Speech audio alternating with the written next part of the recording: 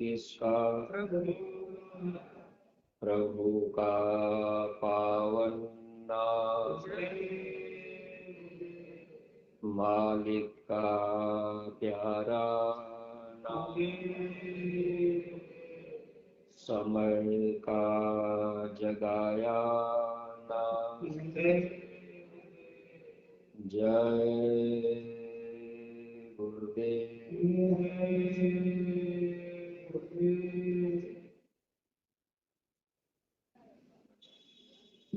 शब्द रूप में विराजमान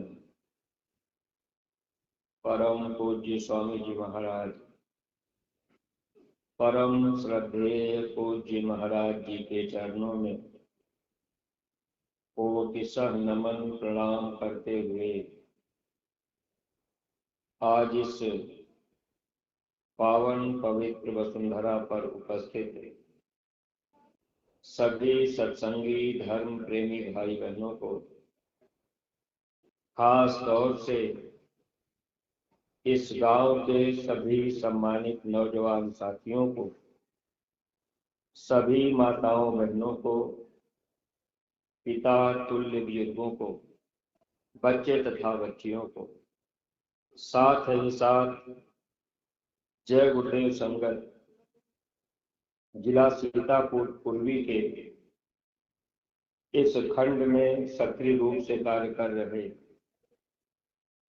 सभी न्याय पंचायत स्तर, ब्लॉक स्तर, तहसील स्तर और खंड स्तर के सभी जिम्मेदार सत्संगी प्रेमी भाई बहनों को सादर जय गुरुदेव। ग्रामवासी प्रेमी भाई बहनों, आज हम सब लोगों का बहुत बड़ा सौभाग्य है कि हम सभी प्रेमी भाई बहनों को संत संदेश का लाभ प्राप्त हो रहा है। यह मानव जीवन बार बार नहीं मिलता। 4 खान 84 लाख योनियों में भटकने के बाद एक बार मनुष्य शरीर का मौका हम सभी जीवों को प्राप्त हो जाता है। मानव जीवन मिलने के बाद 2 चीजें दुर्लभ होती हैं और ये दोनों चीजें किसी किसी को मिल पाती हैं। महात्माओं ने धार्मिक पुस्तकों में लिखा था ताकि दुनिया में पढ़े लिखे लोग जब धर्म ग्रंथों को पढ़ेंगे, गीता रामायण को पढ़ेंगे, पढ़ करके इस बात को जान लेंगे कि मानव जीवन में 2 चीजें दुर्लभ क्या होती हैं, उनका मिलना जरूरी क्यों है। इन बातों की जानकारी सत्संग के माध्यम से महात्मा दे देते हैं। वैसे महात्माओं ने लिख दिया था हम सब जीवों को समझने के लिए। सुतदारा अरुलक्ष्मी पापी घर भी हो, संत समागम हरि कथा जग में दुर्लभ दो। महात्माओं ने लिखा था हे इंसान, यह मानव जन्म मिलने के बाद सुंदर स्त्री, सुंदर बेटा, गाड़ी घोड़ा, महल, अटारी, रुपया, पैसा, ये हर इंसान के जीवन में हो जाता है कर्म के अनुसार। आज इस धरती पर अगर देखा जाए तो कसाई के घर भी धन दौलत रुपया पैसा है। महात्माओं ने कहा कि सुत दारा और लक्ष्मी पापी घर भी होए, मुर्गा काटने वाले के घर भी धन दौलत रुपया पैसा है, लेकिन उनके जीवन में दुर्लभ चीज क्या है। तो महापुरुषों ने लिखा था संत समागम, यानी संतों का मिलन और भगवान की सच्ची कथा, ये दोनों चीजें दुर्लभ होती हैं। भगवान की सच्ची कथा वही महात्मा सुनाते हैं जो महात्मा परमात्मा के दरबार में, भगवान के दरबार में आते जाते हैं। हम आपको जो सुना रहे ये भगवान की सच्ची कथा नहीं है, हम आपको संत संदेश बता रहे। जब हम आप सच्चे महात्माओं के पास आते जाते रहेंगे, महात्मा हमको आपको भगवान की सच्ची कथा सुनाते रहेंगे। अगर महात्माओं के सत्संग में आना जाना होता रहेगा, तो जो महात्मा परमात्मा के दरबार में आते जाते हैं, वही महात्मा हमको आपको वहां तक पहुंचा भी सकते हैं।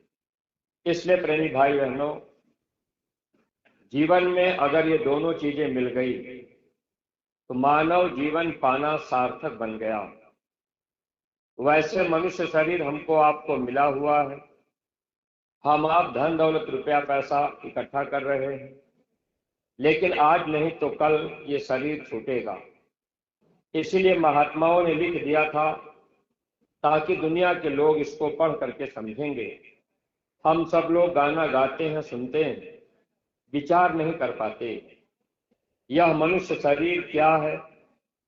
तो महात्माओं ने लिखा है, जिंदगी एक किराए का घर है, एक न एक दिन निकलना पड़ेगा। मौत जिस वक्त आवाज देगी, उसी वक्त खाली करना पड़ेगा। ऐ मखमल पर सोने वालों, कब्र में एक दिन सोना पड़ेगा। मनुष्य शरीर किराए का मकान है। किराया क्या है? सांसों की पूंजी। जितनी श्वासें हमको आपको दी गई है, ये श्वासें किराया है।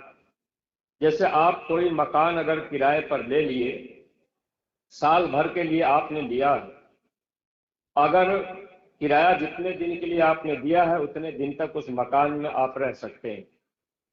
जैसे ही किराया खत्म होगा, मकान मालिक आपको बाहर कर देगा।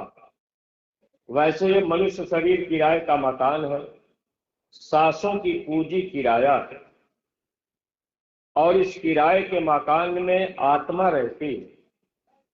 उसी आत्मा को महात्माओं ने जीवात्मा भी कहा, सुरत भी कहा। उसी आत्मा को मुसलमान भाई अपनी भाषा में रूह कहते हैं। उसी आत्मा को ईसाई भाई अपनी भाषा में सोल कहते हैं। इस किराए के मकान में कौन रहता है? आत्मा रहती है। हम सब लोग आत्मा हैं।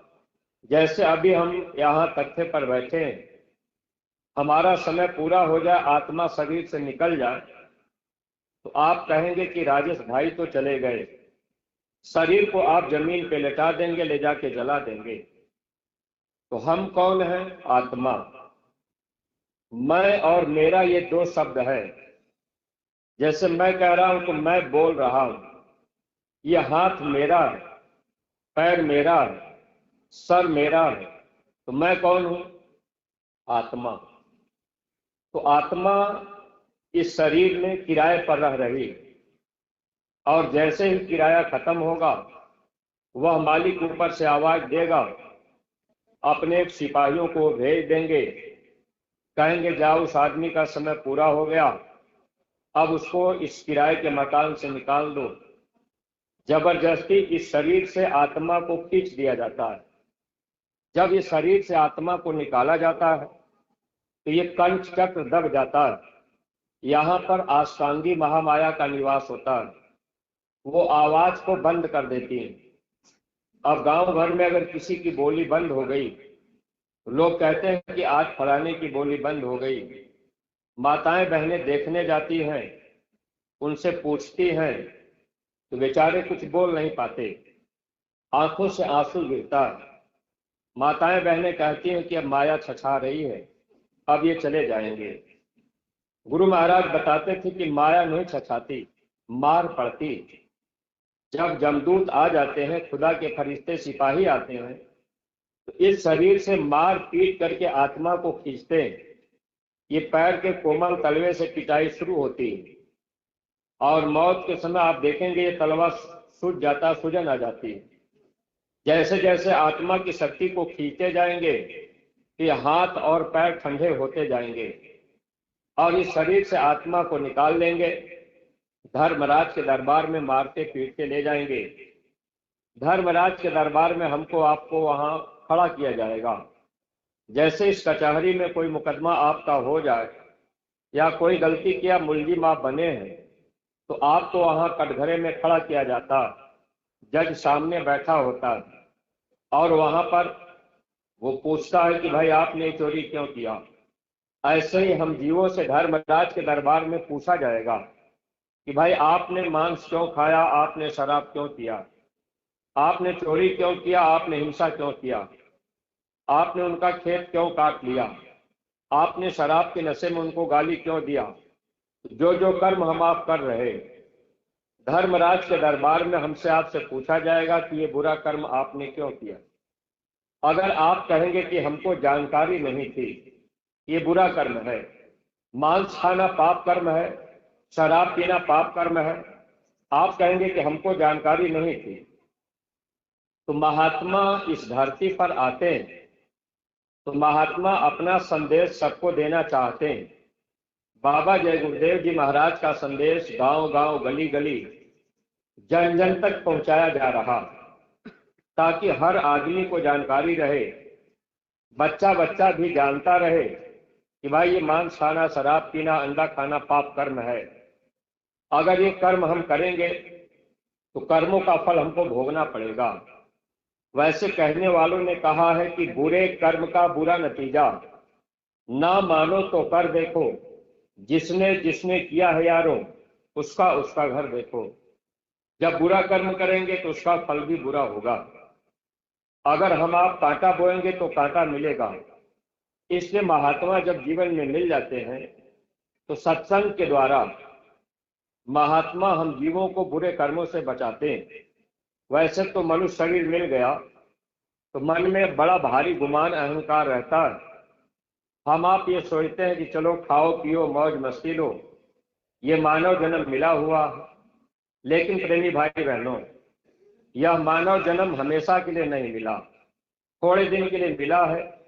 और इसमें भी अगर हमको आपको अहंकार हो गया, जवानी का घमंड गरूर गुमान चढ़ गया, अब हम आप महात्मा की बात नहीं सुने, बुरे कर्मों से हम आप अपने को नहीं बचाए, तो जैसे ही मौत का समय आएगा, आत्मा को धर्मराज के दरबार में ले जाएगा। इधर क्या होगा, शरीर को लोग ले जाकर के जला देंगे या दफना देंगे, शरीर का इतिहास खत्म हो जाएगा। जो धन दौलत रुपया पैसा हम लोगों ने कमाया, अब ये धन दौलत रुपया पैसा हमारे आपके काम नहीं आएगा। जैसे ये शरीर हमारा आपका छूटेगा तो धन दौलत रुपया पैसा भी यही छूट जाएगा। इसीलिए महात्माओं ने लिख दिया था कि हम दुनिया के लोग थोड़ा इस पर विचार करेंगे। महात्मा चेतावनी में लिखे थे, धई न रह जाई तोरा हई लाख और करोड़ रे,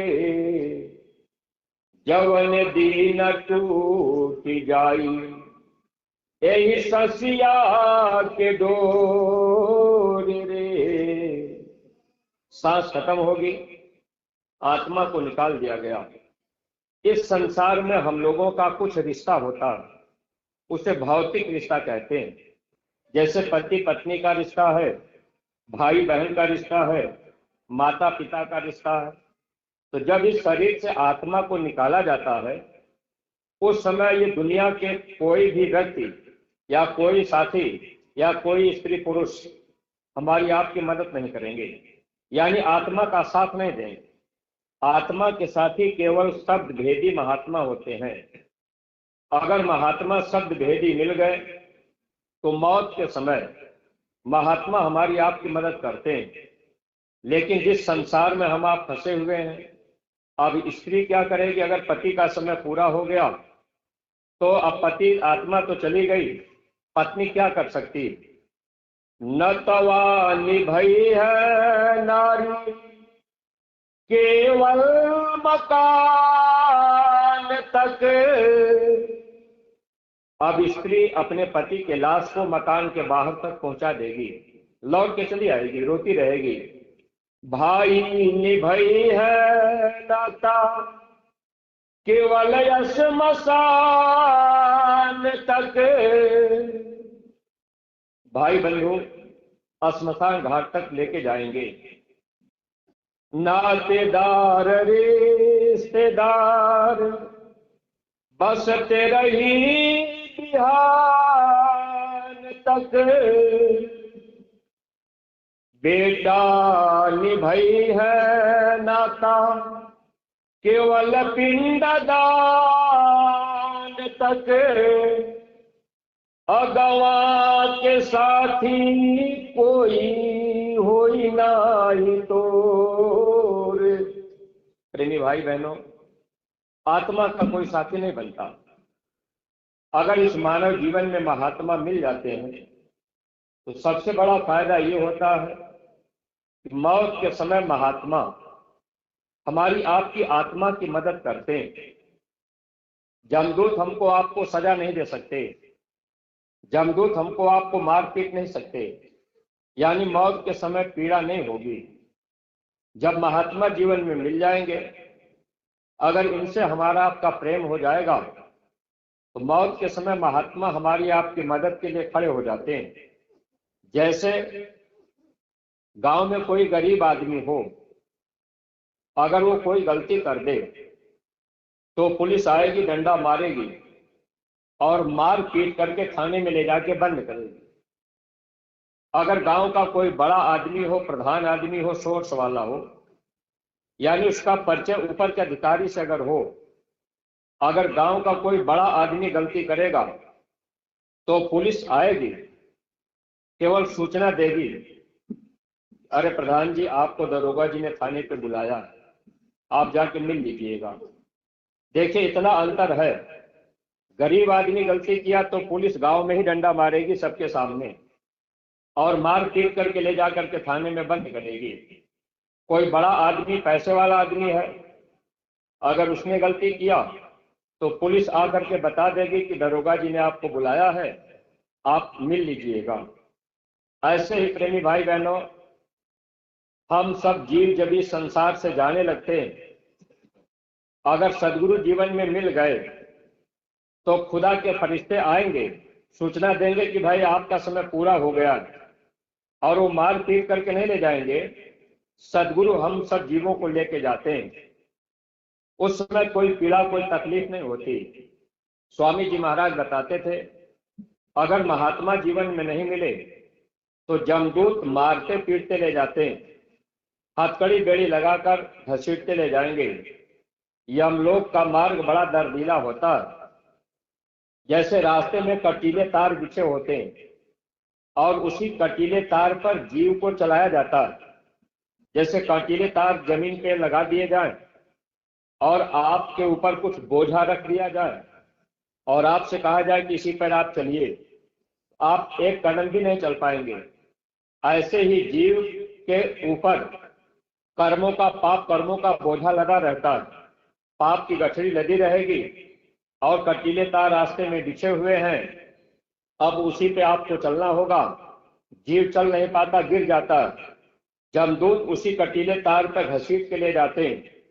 जैसे इस शरीर को कटीले तार पे घसीटा जाए तो शरीर में सब जगह घाव हो जाएगा। आगे ले जाएंगे तो जलता हुआ बालू का मैदान होगा। जैसे दाना भूजने वाला बालू लाल करके रखता है, उसी जलते हुए बालू में आत्मा को खींचा जाता है। उस समय आत्मा लिंग शरीर में रहती, ये स्थूल शरीर यहीं पर छूट जाता है, आत्मा लिंग शरीर में हो जाती। अब आप विचार कीजिए, आपके शरीर में कहीं घाव हुआ हो और उसी पे जलता हुआ बालू डाल दिया जाए, कल्पना कीजिए कितनी पीड़ा उस समय होगी। प्रेमी भाई बहनों, ये जीव बेरहमी के साथ जमदूत खींच के ले जाते हैं, धर्मराज के दरबार में खड़ा करते हैं। जीव थर थर थर थर कांपता रहता। धर्मराज कहते हैं कि तूने ये पाप कर्म क्यों किया, तूने भजन क्यों नहीं किया, तूने मांस क्यों खाया, तूने शराब क्यों किया। अब जो भी गलतियां हम आप इस जीवन में अनजाने में कर गए या जान के भी कर रहे, जानकारी हो गई कि शराब पीना बुरा काम है, पाप कर्म है, उसके बाद भी हम आप नहीं माने, तो सजा तो हमको आपको भोगनी होगी। अब धर्मराज के दरबार में वहां पर वो धर्मराज कहेंगे कि इस जीव को ले जाओ, ले जाकर के वहां नरकों में डाल दो। अब करोड़ों करोड़ों वर्षों तक यही आत्मा नरकों में डाल करके वहां जलाया जाएगा, वहां सड़ाया जाएगा, वहां काटा जाएगा। अब जैसे खौलता हुआ तेल का कड़ाहा, अब उसी में जीव को डाल करके जलाया जाता है। नरकों का बयान करते हुए एक बार स्वामी जी महाराज ने समझाया था। स्वामी जी महाराज कलकत्ता में गए थे, तो कलकत्ता के लोग मांस ज्यादा खाते हैं। अब तो पूरे भारत में मांस और शराब का प्रचार हो गया। पहले कलकत्ता के लोग ज्यादा मांस खाते थे। स्वामी जी महाराज ने देखा कि कलकत्ता के लोग मांस खाते कैसे हैं। बड़े बड़े लोहे के कड़ाहे रखते हैं, आदमी के दूबने भर पानी उसमें भर देते हैं, कड़ाहे के नीचे आग लगा देते हैं, पानी गर्म होकर के खौलने लगता है। उसी खौलते हुए पानी में 4-4, 6-6 बकरों को जिंदा उनके हाथ पांव को बांधकर खौलते पानी में डाल दिया जाता। अब बकरे बेचारे उसमें छटपटाते रहते हैं। कड़ाहे के किनारे किनारे आदमी डंडा लेकर के खड़े रहते हैं। अगर बकरा छटपटा करके ऊपर निकलना चाहे तो फिर ऊपर से डंडा लोग मारते हैं, फिर बकरा उसी में पानी में डूब जाता। 15-15, 20-20 मुर्गे मुर्गियों को उनके पैरों को बांध करके कलकत्ता के लोग खौलते पानी में डाल देते हैं और डंडे से दबा दबा करके उबालते हैं। प्रेमी भाई बहनों, जो कर्म यहाँ पर हम आप करते हैं, इस कर्म का फल हमको आपको नरकों में भोगना पड़ता है। आपको इतिहास मालूम है, जब त्रेता युग में भगवान राम ने बाली को बाण छिप करके मारा था, तो वही बाली बहेलिया बना द्वापर युग में, और वहां अवतार कृष्ण अवतार हुआ, यानी भगवान कृष्ण वहां आए। अब शरीर बदल गया, नाम बदल गया, अब शक्ति वही है। तो उस समय जब बहेलिये ने भगवान कृष्ण के पांव में बाण मार दिया, वो तो हिरण की आंख समझ करके बाण मारे थे, लेकिन जब भगवान कृष्ण कराहे आवाज आई आह की, तो उस समय बहेलिया दौड़ के गया, देखा कि भगवान कृष्ण है, हाथ जोड़ा, माफी मांगने लगा, कहा कि हमको क्षमा कर दीजिएगा। उस समय भगवान कृष्ण बोले, बहेलिये तेरी गलती नहीं है, उस समय तुम बाली थे, मैं राम था, और मैंने तुझे बाण मारा था। आज मैं कृष्ण हूं, तुम बहेलिया, तूने मुझे बाण मार करके अदला बदला पूरा कर लिया। प्रेमी भाई बहनों, अगर आज हम आप गीता रामायण को पढ़ करके समझते, या जगह जगह भागवत कीर्तन हो रहा है, अगर हम आप भागवत में बातों को, सही बातों को सुनते, तो आज इस भारत भूमि पर कोई भी आदमी शराब और मांस का सेवन न करता। लेकिन आज हम आप गीता भागवत सुन रहे, सच्ची बात महात्मा हमको आपको सुनाने आए, तो हम आप महात्मा की बातों को नहीं सुन पाए। तो जो भी कर्म हम आप करेंगे, सजा तो भोगनी पड़ेगी। अब हम जीवों को ले जाकर के नरकों में डाल दिया जाएगा, वहां जलाया जाएगा, सड़ाया जाएगा, वहां हमको आपको काटा जाएगा। अब कोई कहता है कि भाई हम मुर्गे की गर्दन हलाल करके खाएंगे, कोई झटका से काट देता है, कोई आराम से गर्दन काटता है। तो जिस तरह से हम आप यहाँ गर्दन काटेंगे, वैसे हमारी आपकी भी गर्दन काटी जाएगी। इसीलिए महात्माओं ने लिखा था, जो गल काटे और कहा, अपना रहा कटाए, साईं के दरबार में बदला कहीं न जाए। आज हमको आपको कर्म करने की आजादी है। आज हम आप किसी जानवर की गर्दन अगर काट रहे, तो हमारी आपकी भी गर्दन काटी जाएगी। निश्चित है कि हमको आपको भी काटा जाएगा। इसलिए महात्मा जब आते हैं, तो महात्मा हम जीवों को बचाना चाहते हैं। लेकिन आप यहाँ पर अच्छा कर्म करें या बुरा कर्म करें, कर्मों का फल भोगना होगा। बहुत से गांव घर में लोग ऐसे भी होते हैं, कहते हैं कि भाई हम बाबा जी के पास क्यों जाएं, हम मथुरा क्यों जाएं। मथुरा जाना जरूरी क्यों है? मथुरा में हमारे गुरु महाराज गुनाहों के माफी की एक मंदिर बनवाए। वैसे दुनिया में बहुत सी मंदिर आपको देखने को मिलेगी, लेकिन मथुरा में जो मंदिर बनी है, वो गुनाहों के माफी की मंदिर है। जैसे हमसे आपसे कोई गलती हो गई, गुनाह हो गया, तो उस मंदिर में जाने पर गुनाहें माफ हो जाती हैं। उस मंदिर में माला फूल नहीं चढ़ाया जाता, गंगा जल नारियल धूप दीप अगरबत्ती नहीं चढ़ाया जाता, केवल बुराई चढ़ाई जाती। उस मंदिर में जाकर अगर हम आप 2 आंसू गिराकर मंदिर के देवता से कह दें, हे मंदिर के देवता, हमसे गलती हो गई, आप मेरे गुनाहों को माफ कर दीजिए, आप हमको ऐसी सद्बुद्धि दीजिए कि हम बुरे कर्म न करें। प्रेमी भाई बहनों, तो आने जाने से गुनाहों की माफी होती, इसलिए सत्संगी प्रेमियों को चाहिए कि आप कम से कम साल में एक बार जरूर मथुरा पहुंचा करिए। इस बात का ध्यान रखा करिए। वैसे तो पहले महात्माओं ने इतना तक लिखा था कि गुरु का दर्शन अगर मिल जाए तो हफ्ते में एक बार कर लेना चाहिए। अगर हफ्ते में एक बार नहीं होता तो 15 दिन में एक बार जरूर करना चाहिए। अगर 15 दिन में नहीं होता तो महीना में एक बार जरूर करना चाहिए। अगर महीने में नहीं हो पाया तो 3 महीना में एक बार दर्शन गुरु का करना चाहिए। अगर 3 महीने में नहीं हुआ तो 6 महीने में जरूर कर लेना। अगर 6 महीने में नहीं हुआ तो साल में एक बार जरूर दर्शन करना। अगर साल में एक बार दर्शन करने आप नहीं गए तो बरस बिना ना कर सके ताको लागे दोष, कह कबीर ता दास की कैसे होवे मोक्ष। ऐसे जीवों को पाप लग जाता है जो साल में एक बार गुरु का दर्शन नहीं करते। गुरु के दर्शन से हमारे आपके पाप कर्मों की सफाई होती है। इसीलिए कबीर साहब ने लिखा था अपनी किताबों में, आप कबीर बाणी सुनते होंगे, विचार हम आप उस पर अगर कर दें तो लाभ पा सकते हैं। कबीर साहब ने कितना साफ लिखा है, पहले पाप का माय कर विष की बाधी पोट, कोटि कर्म पल में कटे, जब आवे गुरु ओट। रे भैया जब आवे गुरु ओट। पहले पाप कर्म बन गया तो महात्मा कहते हैं कि पहले पाप कमाए कर विष की बाधी पोट। अब पाप तो कमाना ही पड़ेगा। खेती बाड़ी करेंगे आप तब वो कीड़ा मकोड़ा मरेंगे। घर परिवार में आप रहेंगे, झाड़ू पोछा लगाएंगे तब भी चीटी चीटा दब के मरेंगे। दुकान में कोई काम करेंगे तब भी कर्म तो बनेगा, कर्म बनता रहता। तो अब पहले पाप अगर हम आप कमा लिए, विष की गठरी बढ़ गई, तो महात्माओं ने कहा कि कोटि कर्म पल में कटे, जब आवे गुरु ओट।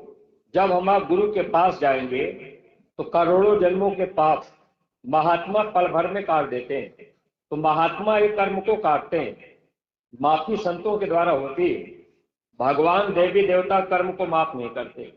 अब आप कहेंगे कि भाई हम तो अपने घर में देवी देवता की पूजा पाठ कर लेते हैं, फिर महात्मा के पास क्यों जाएं? तो महात्मा के पास अगर नहीं गए तो कर्मों की सफाई नहीं होगी। महात्मा अगर मिल गए तो महात्मा कर्म को धो देते हैं, साफ कर देते हैं, माफ कर देते हैं। भगवान क्या करते हैं? भगवान कर्म का फल देते हैं। अच्छा बुरा जो भी कर्म हम आप करेंगे, भगवान उस कर्म का फल हमको आपको देंगे। लेकिन संत अगर मिल जाएंगे, हम आप उनकी बात मान लेंगे, तो महात्मा हम लोगों के कर्मों को माफ कर देंगे। इसीलिए मुसलमान भाइयों के किताबों में लिखा था कि हे इंसान, आप इस मानव जीवन में सच्चे महात्मा की, सच्चे फकीर की खोज करना, उससे फायदा क्या होगा? तो मुसलमान भाइयों के किताबों में लिखा है, कामिल मुर्शिद के चरणों में सिजदा करो, माफी तेरे गुनाहों की हो जाएगी। अगर सच्चे महात्मा मिल जाए, हम लोग उनसे प्रेम कर लें, कामिल मुर्शिद के चरणों में सिजदा करो, माफी तेरे गुनाहों की हो जाएगी। यानी गुनाहों की माफी हो जाती है जब सच्चे महात्मा मिलते हैं तब। अब हम आप उनसे मिलना जुलना करते रहें, साल में एक बार मौका निकालते रहें। वैसे स्वामी जी महाराज एक बार सत्संग में सुना रहे थे कि बच्चे, साल में एक बार गुरु का दर्शन करने के लिए इसलिए बताया गया कि पहले के समय में साधन नहीं था। पहले लोग कई कई किलोमीटर पैदल जाते थे गुरु का दर्शन करने, कई कई दिन लग जाता था। लेकिन गुरु महाराज ने कहा, अरे बच्चा अब तो साधन हो गया, अब तो आप 4-6 घंटे में मथुरा पहुंच जा रहे हैं, अब तो साधन है, अब तो आपको मौका निकाल करके बार बार दर्शन कर लेना चाहिए। लेकिन प्रेमी भाई बहनों, जब हम आप महात्मा के वचनों को सुनेंगे, सत्संग में आएंगे जाएंगे, तब तो हमको आपको जानकारी होगी कि भाई गुरु महाराज का दर्शन करना जरूरी क्यों है, मथुरा बार बार जाना जरूरी क्यों है। अब आने जाने से दो चीजें होती हैं। जब आप जहां आएंगे जाएंगे वहां आपका प्रेम बढ़ेगा, आना जाना होगा तो प्रेम बढ़ेगा। जिस रिश्तेदारी में आप साल में 3 बार 4 बार जाएंगे वहां प्रेम आपका ज्यादा रहेगा। जिस रिश्तेदारी में कई साल तक आप नहीं गए वहां प्रेम आपका नहीं रहेगा। जब आपका प्रेम गुरु से हो जाएगा तो जिससे प्रेम होता है मौत के समय वही याद आते हैं। जैसे बच्चे का प्रेम अगर माँ से है तो अगर पैर में कांटा चुभेगा तो बच्चे के जबान से माई शब्द आएगा। अगर पिता से प्रेम है, अगर बच्चे के पैर में कांटा चुभे तकलीफ आवे तो आह रे बाप करके चिल्लाएगा, यानी पिता याद आते हैं। अगर गुरु से प्रेम हो जाता है तो जब मौत का समय आता है, तकलीफ आती है, उस समय गुरु याद आते हैं। जब गुरु याद को आप याद करेंगे तो वो आपके सिरहाने खड़े मिलेंगे। स्वामी जी महाराज ने कहा, बच्चा मौत का समय जब आ जाए उस समय तुम जय गुरुदेव नाम लेकर के पुकारना, मैं तुम्हारे सिरहाने खड़ा मिलूंगा और मैं तुम्हारी मदद कर दूंगा। स्वामी जी महाराज कहते थे कि जय गुरुदेव नाम मेरा नहीं है, ये भगवान का समय का जगाया हुआ नाम है। गांव के प्रेमी भाई बहनों, भगवान का नाम समय समय पर बदलता है। अच्छा, गांव के किसी प्रेमी से पूछा जाए या किसी आदमी के मन में शंका हो जाए कि भाई भगवान का नाम जय गुरुदेव कैसे हो गया, तो आप जो भी गांव के प्रेमी हैं, अगर हम आपसे एक बात पूछें कि भगवान का नाम राम था तो भगवान का नाम कृष्ण क्यों पड़ा? कभी आपने सोचा अगर भगवान का नाम राम था और राम नाम से ही सब काम होता था तो कृष्ण नाम भगवान का क्यों आया? अगर महात्मा के सत्संग में आप जाएंगे तो शंका खत्म हो जाएगी। स्वामी जी महाराज बताते थे, समय समय पर भगवान का नाम बदलता है, वक्त बदलता रहता है, इंसान बदलते रहते हैं। जब जैसा युग आता है प्रभु नाम बदलते रहते हैं। समय समय पर भगवान का नाम बदलता है। ये नाम कब कब बदलता है? आपके गीता रामायण में लिखा है, जब जब हो ही धर्म की हानि बढ़हि असुर अधम अभिमानी। जब जब इस धरती पे धर्म का लोप होता, मानव के अंदर से मानवता चली जाती है, इंसान इंसानियत को छोड़कर हैवानियत के रास्ते में फंस जाते हैं।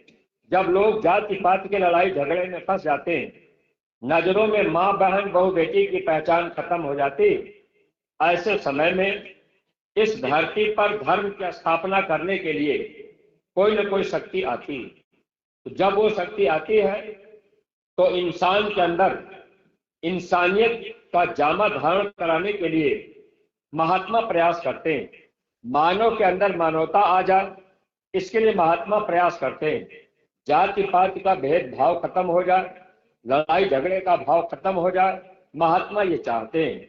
लेकिन प्रेमी भाई बहनों, अगर हम आप इस चीज को नहीं समझेंगे, जाति पाति के रगड़े झगड़े में अगर कहीं फंसे रह गए, तो महात्माओं ने कहा कि जब लग नाता जाति का तब लग भक्ति न होए। अगर जाति का नाता है तो निश्चित है कि हम आप भक्ति नहीं कर सकते। जब आप जाति का नाता तोड़ करके भक्ति करेंगे तो महात्माओं ने कहा भक्त कहावे सोए। वही भक्त माने जाते हैं जो जाति पाति के नाते को तोड़ दें, कोई भेदभाव न रखें। आप इंसान हैं, हम भी इंसान हैं, चाहे हिंदू हो, मुसलमान हो, सिख हो या ईसाई हो, सब मानव हैं। अगर इस तरह की भावना हो जाए तब तो हमारा आपका काम बन सकता है। तो प्रेमी भाई बहनों, यह जय गुरुदेव नाम समय का जगाया नाम है और इस नाम से लोगों को लाभ मिलेगा। मौत के समय ये नाम आपके काम आएगा। स्वामी जी महाराज जब सत्संग की शुरुआत किए जब लोगों को बताने लगे कि बच्चा, गांव में कोई आदमी अगर बेहोश हो जाए और कोई साधन सुविधा आपके पास न हो तो आप उस व्यक्ति के मुंह में थोड़ा सा एक दाना लाची दाने का प्रसाद डाल देना, जो मथुरा के मंदिर से मिला करता है। अभी होली पर आप जाएंगे तो मंदिर से आपको लाची दाने का प्रसाद मिलेगा। वह प्रसाद आप अपने घरों में रखे रहेंगे तो मुसीबत में आपके काम आएगा। स्वामी जी महाराज ने कहा, कोई आदमी बेहोश हो जाए तो उसके मुंह में एक दाना वो लाची दाने का प्रसाद डाल देना, दाहिने कान में 10 बार बोल देना, जय गुरुदेव नाम प्रभु का बोलो, जय गुरुदेव नाम प्रभु का बोलो, जय गुरुदेव नाम प्रभु का बोलो। 10 बार बोलने के बाद आप चुप हो जाना। अगर उस आदमी का मौत का समय पूरा हो गया होगा तो वो आपसे बोल करके बता के चला जाएगा, कहेगा कि भाई मेरा समय पूरा हो गया, मैं जा रहा हूं। अगर वो प्रेती बाधा से मरने वाला होगा तो वो रात भर जिंदा रहेगा, आप ले जा करके दवा दुआ करा दीजिएगा। तो स्वामी जी महाराज ने जब ये बात बताई तो आजमगढ़ के एक टारधारी थे, जब उनके दादाजी का समय पूरा हुआ, मौत का समय आया, तो वो लगे सोचने कि अच्छा जय गुरुदेव नाम की परीक्षा किया जाए। दादाजी मरने वाले थे, अब उनको बिस्तर से नीचे जमीन पे लटा दिया गया था, हल्की हल्की सांस चल रही थी, बोल नहीं पाते थे। अब उस समय लोग कहे कि अब ये चले जाएंगे, तो वो सत्संगी अपने दादाजी के कान में अब एक लाची दाना तो उनके मुंह में डाल दिए और दाहिने कान में 10 बार जय गुरुदेव नाम बोल दिए। 10 बार बोलने के बाद 5 मिनट के बाद उनके दादाजी आंखें खोल दिए और जब उन्होंने पूछा कि दादाजी आपको क्या हो गया, तो कहने लगे कि हमारे सामने बड़े भयंकर भयंकर यमदूत आए। उनका भारी शरीर है, काला काला है, बड़े बड़े दांत हैं, बड़ी बड़ी आंखें हैं और वो हाथों में कटारी लिए हैं, मसाल जलता हुआ लिए हैं और वो हमको मारने के लिए धमका रहे, वो हमको जबरदस्ती खींच रहे, हमको बड़ी तकलीफ हो रही। लेकिन अब इस समय वो बाबा जी आ गए। तो उन्होंने पूछा कौन बाबा जी? कहने लगे कि जो सफेद कपड़े में है, जिनकी फोटो घर में टंगी है। तो सत्संगी के घर में स्वामी जी महाराज की फोटो टंगी थी। दादाजी मथुरा नहीं गए थे, नामदान नहीं पाए थे, लेकिन वो बाबा जी का फोटो घर में देखते थे। अब वो बताने लगे कि बच्चा वो बाबा जी अब मेरे पास आ गए, अब वो जमदूत छोड़ करके दूर हट गए, अब मैं जा रहा हूँ, बाबा जी की धोती मैंने पकड़ लिया है, लेकिन बाबा जी अपना मुंह नहीं दिखा रहे हैं। मुंह क्यों नहीं दिखा रहे थे? क्योंकि नामदान उनको नहीं मिला था। अगर नामदान मिला होता तो सदगुरु आपके सामने रहते। फिर वो कहने लगे कि अब मैं जा रहा हूं। इतना कह करके शरीर उनका शांत हो गया, शरीर छूट गया। ऐ सत्संगी प्रेमी भाई बहनों, महात्मा अगर जीवन में मिल जाए तो जीवन की दशा और दिशा दोनों बदल जाती। लोक भी बन जाता है, परलोक भी बन जाता है। लेकिन हम आप दुनिया के काम काज में उलझे रह जाते हैं। हम आप ये कहते हैं कि हमारे पास समय कहाँ है। अगर हम आप चाहें तो समय निकाल सकते हैं, क्योंकि ये दुनिया का काम कभी खत्म नहीं होगा। आज नहीं तो कल हम आप चले जाएंगे, शरीर छूट जाएगा, तब भी दुकान चलती रहेगी। शरीर आपका छूट जाएगा, तब भी खेती बाड़ी होता रहेगा। अरे जो माता पिता बच्चे को जन्म दिए और जन्म देने के तुरंत बाद माता पिता मर गए, तो क्या वो बच्चा जिंदा नहीं रहता? जिंदा रह जाता है। गुरु महाराज कहते थे तेरा बच्चा पत्थर के नीचे भी जीव पड़ा रहता है और वो भी जी लेता है, अपना पेट भर लेता है। तो उस मालिक पर भरोसा रखना। अगर मालिक पर भरोसा रहेगा तो आपका काम बनता जाएगा। इसलिए सत्संगी प्रेमी भाई बहनों, आप इस माया जाल में इस तरह मत फंसिएगा कि कहीं हमारा आपका नुकसान हो जाए। यानी बीच बीच में समय निकाल कर, साल में 4 कार्यक्रम मथुरा में होते हैं, चारों कार्यक्रम में हमारा आपका आना जाना अगर नहीं होता, अपने परिवार से किसी न किसी को भेजते रहिएगा। आते जाते रहेंगे, सत्संग के वचन लोग सुनते रहेंगे, गुरु महाराज से प्रेम रहेगा, तो निश्चित है हम जीवों को दया मिलती रहेगी। अगर हम आप महात्मा से प्रेम नहीं किए, आना जाना नहीं किए, तो धर्मराज के दरबार में तो जाना होगा। जैसे अच्छा इतने प्रेमी आप यहाँ बैठे, मान लीजिए आपको इसी में से कोई आदमी आपको पकड़ के मारने लगे, तो इतने लोग बैठे हैं, आपको बचाने के लिए कौन जाएगा? जिससे आपका प्रेम होगा वही व्यक्ति पहले आपको बचाने के लिए दौड़ेगा। अगर जिससे आपका प्रेम नहीं होगा वो आपको बचाने के लिए नहीं दौड़ सकता।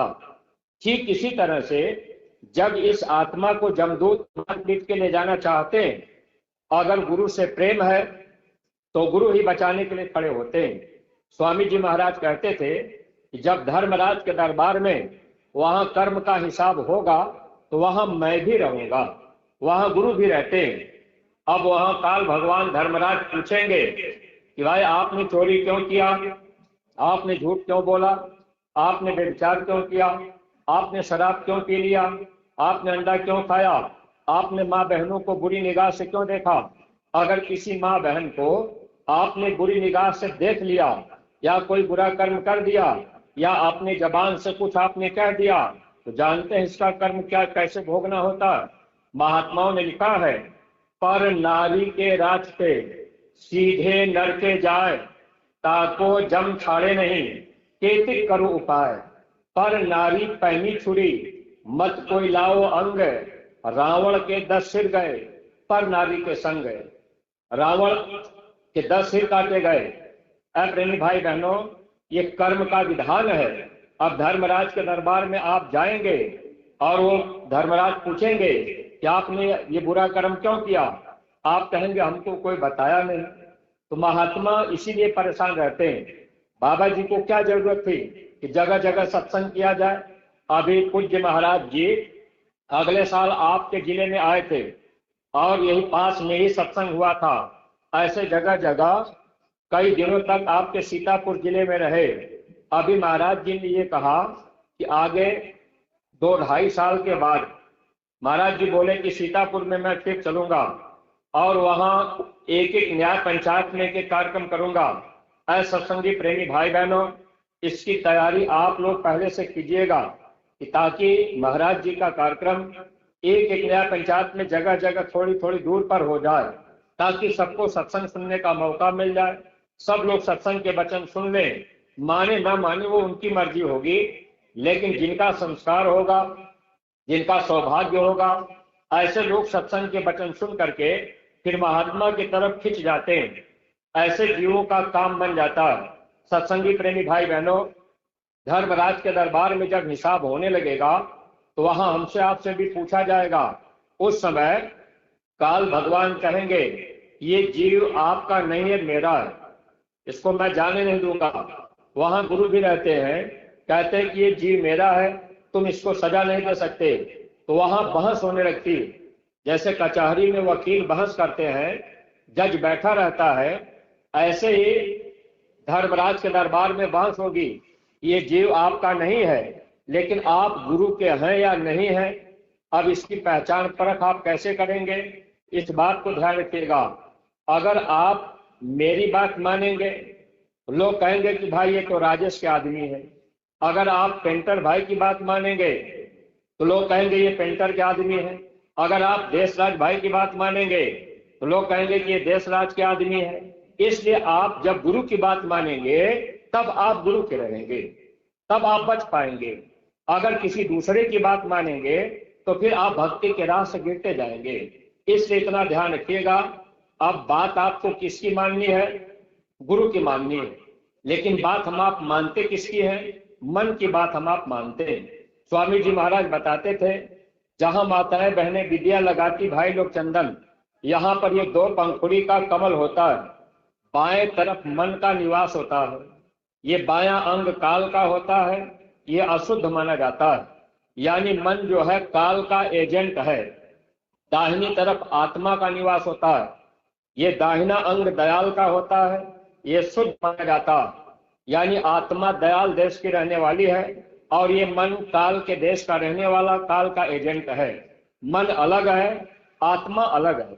स्वामी जी महाराज सत्संग में कभी कभी सुनाते थे, जब आत्मा को अमर लोक से यहाँ उतारा गया, आत्मा यहाँ की रहने वाली नहीं है। हम सब के सब लोग, हम लोगों का घर यहाँ नहीं है। हम लोग कहाँ के रहने वाले हैं? तो कबीर साहब ने लिखा था, हम तो अमर लोक के वासी, 3 लोक से न्यारा, यानी आत्मा अमर लोक की रहने वाली है। इस समय हम लोग जहां रहते हैं ये मर लोक है, ये मृत लोक है, लेकिन आत्मा अमर देश की रहने वाली है। वहां से हम आप यहाँ भेजे गए। कौन ले आया? तो स्वामी जी महाराज सत्संग में सुनाते थे, कबीर साहब ने लिखा है, करी तप हम ही निरंजन लाए, झझरी दीप मझारा। निरंजन भगवान तपस्या करके हम जीवों को मान लिए और यहाँ नीचे हमको आपको उतार दिया गया। तो जब आत्मा अमर लोक से मृत लोक में आ रही थी तो बीच में काल भगवान ने चालाकी क्या किया? मन बुद्धि चित्त अहंकार को लगा दिया। अब ये आत्मा है, इधर मन, इधर बुद्धि, इधर चित्त, इधर अहंकार। ये मन बुद्धि चित्त अहंकार आत्मा को चारों तरफ से घेर लिए। स्वामी जी महाराज कहते थे, जब आत्मा मृत लोक में आई तो उस समय आत्मा और मन दोनों के बीच में दोस्ती रही, यानी दोनों एक दूसरे के दोस्त रहे। तो उस समय सतयुग था। सतयुग में क्या था? सब लोग जोगी विज्ञानी थे, बाहर की आंख बंद करते थे, ध्यान लगाते थे, मन साथ दे देता था, अंदर का दरवाजा खुल जाता था, आत्मा अपने देश शब्द की डोरी पकड़कर अमर देश चली जाती थी। लेकिन बाद में क्या हुआ? काल भगवान ने देखा कि ये जीव तो चले जा रहे, तो हम जीवों को रोकने के लिए काल भगवान ने कर्म का विधान बना दिया। और फिर काल भगवान ने मन से कह दिया कि देखो मन, ये आत्मा के साथ में तुम रह रहे हो और ये आत्मा तो यहाँ से चली जाएगी, तो तुम ऐसा कर्म करो कि ये आत्मा यहीं फंस जाए, उसी बोझे से दब जाए। तो ये मन क्या करने लगा? अच्छा बुरा कर्म करने लगा। अब ये मन कर्म कैसे करता है? तो गोस्वामी जी महाराज ने लिखा था, बिन पग चल सुन बिन काना, कर बिनु कर्म कर विधि नाना। ये मन बिना पैर के चलता है। आप यहाँ बैठे, आपका मन बिस्वा चला गया, आपका मन दिल्ली बंबई चला गया, और ये मन जो है बिना कर यानी बिना हाथ के कर्म करता है, मन जो है बिना कान के सुनता है। इस तरह से मन कर्म करने लगा। तो जब कर्म करने की आजादी हो गई, कर्म का विधान बन गया, तो स्वामी जी महाराज ने कहा कि आत्मा और मन के बीच में पहले दोस्ती रही, लेकिन जब कर्म का विधान बन गया तब ये मन जो है आत्मा का दुश्मन बन गया। अब ये मन आत्मा का दुश्मन हो गया। अब दोनों में एक दूसरे की दुश्मनी हो गई। जैसे आज कोई आपका दोस्त है, कल उससे दुश्मनी हो जाए तो दुश्मन क्या करेगा? आपको गिराना चाहेगा, आपको परेशान करना चाहेगा। तो आत्मा और मन के बीच में दुश्मनी हो गई। स्वामी जी महाराज बताते थे, बड़ा बैरी मन घट में, इसी का जीतना कठिना। अब ये मन हम लोगों का बैरी बन गया, यानी दुश्मन बन गया। अब हम लोग आत्मा है, ये मन दुश्मन हो गया। अब दोनों में दुश्मनी हो गई। तो जब दुश्मनी हो गई, अब ये आत्मा यहां से जाएगी कैसे? क्योंकि ये मन बलवान है, ये 3 लोक का मालिक है। अब मन के अंदर इतनी शक्ति है कि मन हमको आपको यहां से निकलने नहीं देता। तो जब महात्मा आते हैं तो महात्मा क्या करते हैं? आत्मा का साथ देते हैं। महात्मा आत्मा के साथी होते हैं। अब जैसे मान लीजिए आपका बच्चा है और एक बच्चा दूसरे का है, और कहीं थोड़ी दूर पर आपके बच्चे से और दूसरे बच्चे से लड़ाई हो रही हो। अब 2 बच्चे वहां पर हैं, एक बेटा आपका है, दूसरे का है, और दूसरा वाला बेटा अब आपके बच्चे को मार रहा है। और आप दूर से अगर देखेंगे, दूर से अगर आप आवाज लगाएंगे, अरे बच्चा घबराओ मत, हम आ रहे हैं, तो जब आप दूर से आवाज देंगे तो जो दूसरा वाला बच्चा मार रहा है वो डरने लगेगा, वो कमजोर पड़ेगा कि भाई अब तो ये बाप बेटे 2 लोग हो गए, अब ये हमको मार देंगे। ऐसे ही ये मन आत्मा का दुश्मन है। और जब गुरु जीवन में मिल जाते हैं तो आत्मा के अंदर बल आ जाता है। जब आप गुरु की बात मानेंगे तो गुरु आपकी मददगार हो जाएंगे और ये मन धीरे धीरे कमजोर होगा। लेकिन कब? जब आप गुरु की बात मानेंगे तब। अगर आप गुरु की बात नहीं मानेंगे तो मन बलवान रहेगा। अगर आपके अंदर शक्ति आनी है, आत्मा के अंदर शक्ति आनी है, तो आपको भक्ति करनी पड़ेगी, यानी गुरु की बात माननी पड़ेगी। जब आप गुरु की बात मानेंगे, आत्मा बलवान हो जाएगी, मन कमजोर हो जाएगा। जब ये मन कमजोर होगा यानी हार जाएगा, तब क्या होगा? स्वामी जी महाराज बताते थे, हार जब जाए मन तुझसे, चढ़ा दे सूरत को गगना। जब ये मन हार जाएगा तब ये सूरत गगन मंडल में अपने अमर देश जा सकती। वैसे कोई उपाय नहीं है। इसलिए सत्संगी प्रेमी भाई बहनों, महात्माओं ने लिखा था कि हे इंसान, अगर आप भक्ति करना तो गुरु की करना, मारक शब्द गुरु से लेना। कबीर साहब ने लिखा था, कबीर गुरु की भक्ति कर, तज विषयारस चौज, बार बार नहीं पाइए मानुष जन्म की मौज। हे इंसान, अगर आप भक्ति करना तो गुरु की करना। गुरु की भक्ति करने से आपको कोई यहां रोक नहीं सकता। अगर मान लीजिए आप कहीं तीर्थ व्रत पूजा पाठ कर रहे, अब आपके मन में है कि भाई हम यही पूजा पाठ भक्ति करेंगे, तो इससे आपका छुटकारा नहीं होगा, क्योंकि वो देवी देवता भगवान खुद चाह रहे हमको मानव जन्म एक बार मिल जाए। क्यों? वो जानते हैं कि एक बार मनुष्य शरीर मिल जाएगा तो हम महात्मा की खोज कर लेंगे और हम उनकी बात मान लेंगे, अपना काम बना लेंगे। अब हमको आपको महात्मा मिल गए, रास्ता मिल गया, तो सत्संगी प्रेमी भाई बहनों, आप अपने गुरु के वचन को मानिए, तब आत्मा के अंदर शक्ति आएगी। पहला आदेश गुरु महाराज ने दिया है, जो सत्संगी प्रेमी है आप अपने घर परिवार में रहिए, खेती बाड़ी दुकान दफ्तर का काम कीजिए, लेकिन शाम को आप सुमिरन ध्यान और भजन में थोड़ा सा समय अपना जरूर दीजिए। ये ध्यान रखा करिए, ये आदेश है। अगर कुछ भी नहीं कर पाए, खेत में काम किए, दुकान में काम किए, घर में चले गए, अब खा पी करके सोने का समय हो गया, तो उसी चारपाई पर आप 10 मिनट 20 मिनट के लिए माला लेकर के बैठ जाइए, आप सुमिरन कर लीजिए, थोड़ा सा ध्यान कर लीजिए, थोड़ा सा कान में उंगली लगा करके आप भजन कर लीजिए, या आप लेटे लेटे भजन कर लीजिए, लेकिन आप ये काम जरूर कीजिए। जब आप गुरु की बात मानेंगे, आत्मा के अंदर शक्ति आएगी, और भी जो आदेश मिलता है उस आदेश का पालन आप करेंगे तो आपको लाभ मिलता जाएगा।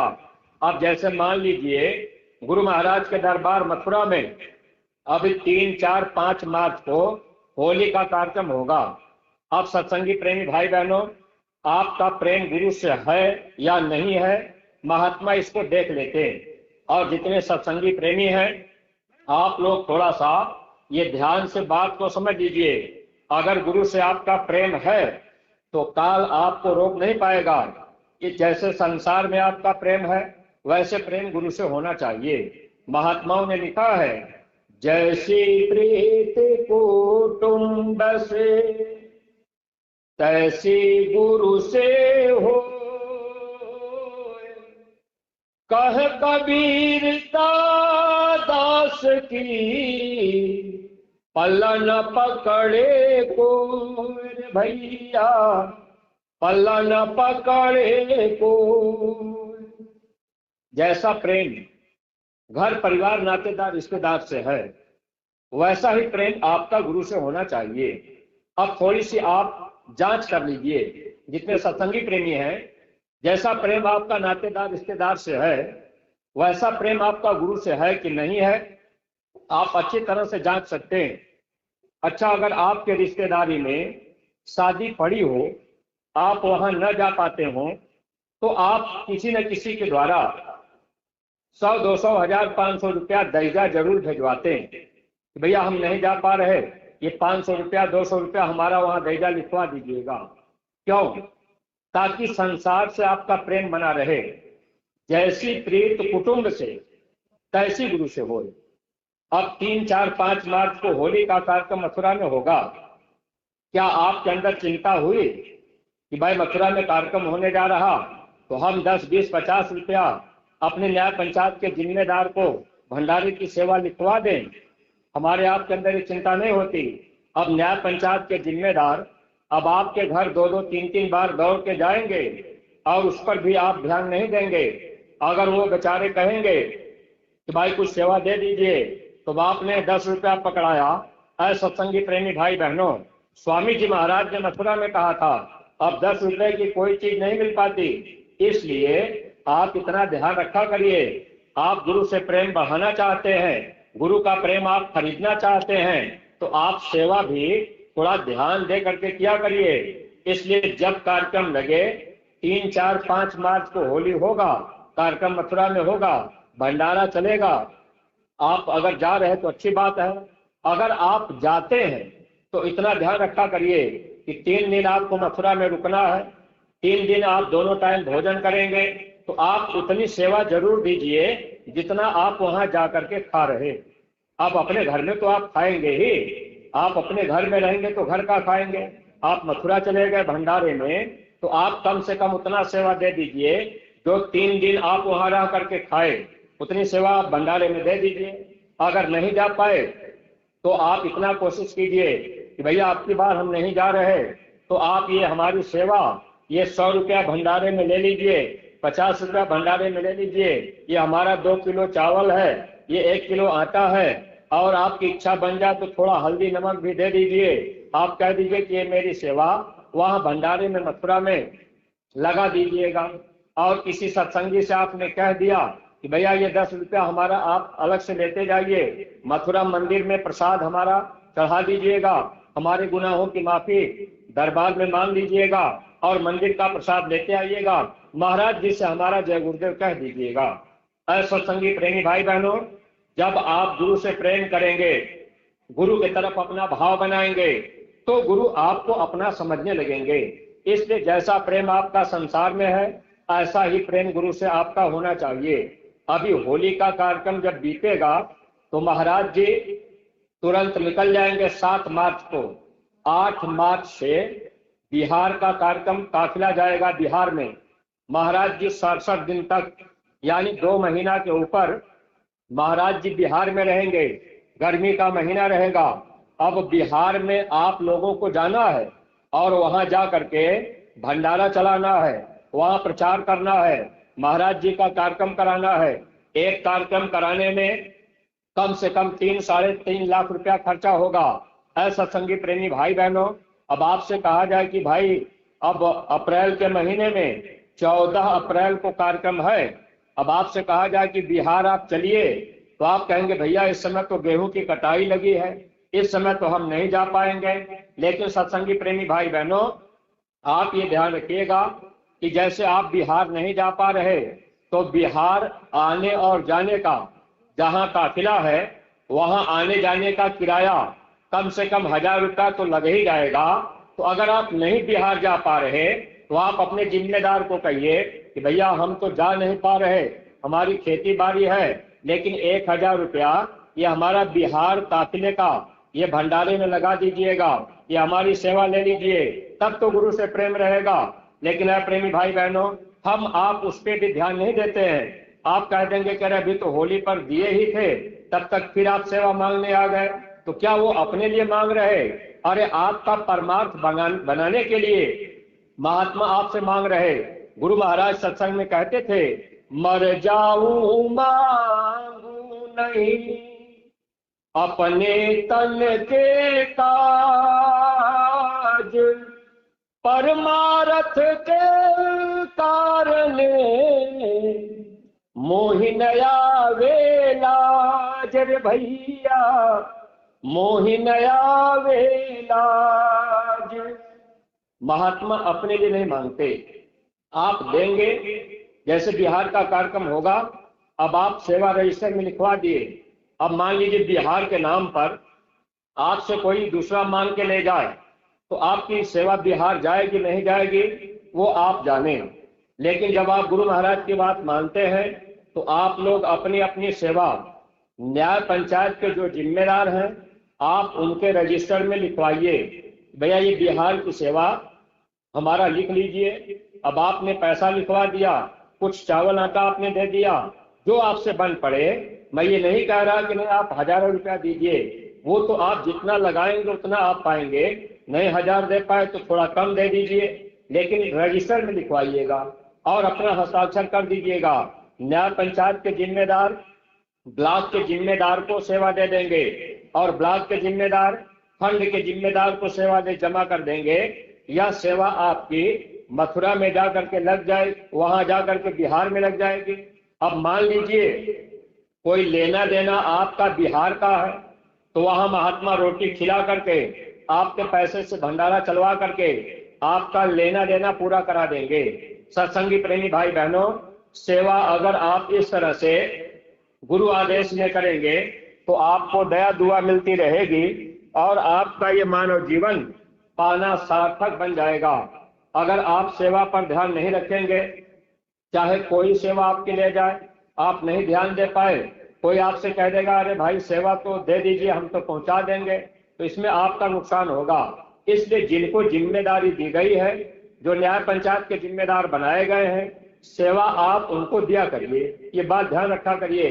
एक बार एक जिले की बात है, वो कुछ प्रेमी अपनी सेवा जो नियम था रजिस्टर में देने का, लोग सेवा नहीं दे पाए। अब वो सेवा प्रेम में आकर कोई नातेदार रिश्तेदार उनका था तो उनको दे दिए। अब उसमें बात क्या थी, यानी पहले जिम्मेदार वो थे तो लोग उनको देते थे, बाद में जिम्मेदार बदल गए तो कुछ लोग उन्हीं को देते रहे कि भाई हम तो इन्हीं को देंगे। लेकिन ये ध्यान रखा करिए, अब आपके जो ब्लॉक के जिम्मेदार हैं, न्याय पंचायत के जिम्मेदार हैं, आप जानकारी रखा करिए, उनको सेवा दे दिया करिए। अगर कोई आपका रिश्तेदार है तो रिश्ता मत तोड़िए, रिश्ता रखिए, लेकिन सेवा के मामले में कोई रिश्ता नहीं। भक्ति में अगर आप रिश्ता रखेंगे, भक्ति नहीं कर पाएंगे। भक्ति में अगर आप इतिहास उठा करके देखें तो महात्माओं ने लिखा था, भक्ति में बेटा अपने बाप को छोड़ देता है। पिता तजो प्रहलाद, विभीषण बंधु भरत महतारी। प्रहलाद ने अपने बाप को छोड़ दिया, विभीषण अपने भाई रावण की बात नहीं माने और भरत ने महतारी की बात नहीं मानी, केवल भक्ति में राम को पाने के लिए। सत्संगी प्रेमी भाई बहनों, भक्ति में बाप अलग बेटा अलग हो जाता है। अब आप नाता रिश्ता देखेंगे कि भाई हमारे रिश्तेदार हैं, ये पुराने जिम्मेदार हैं, तो जब आप उनकी बातों को मानेंगे तो मौत के वक्त में गुरु आपको बचाने नहीं पहुंच पाएंगे, क्योंकि आपका प्रेम कहीं दूसरी जगह रहेगा। इसलिए आपका प्रेम गुरु से हो। जब आप गुरु की बात मानेंगे तब तो प्रेम आपका गुरु की तरफ रहेगा।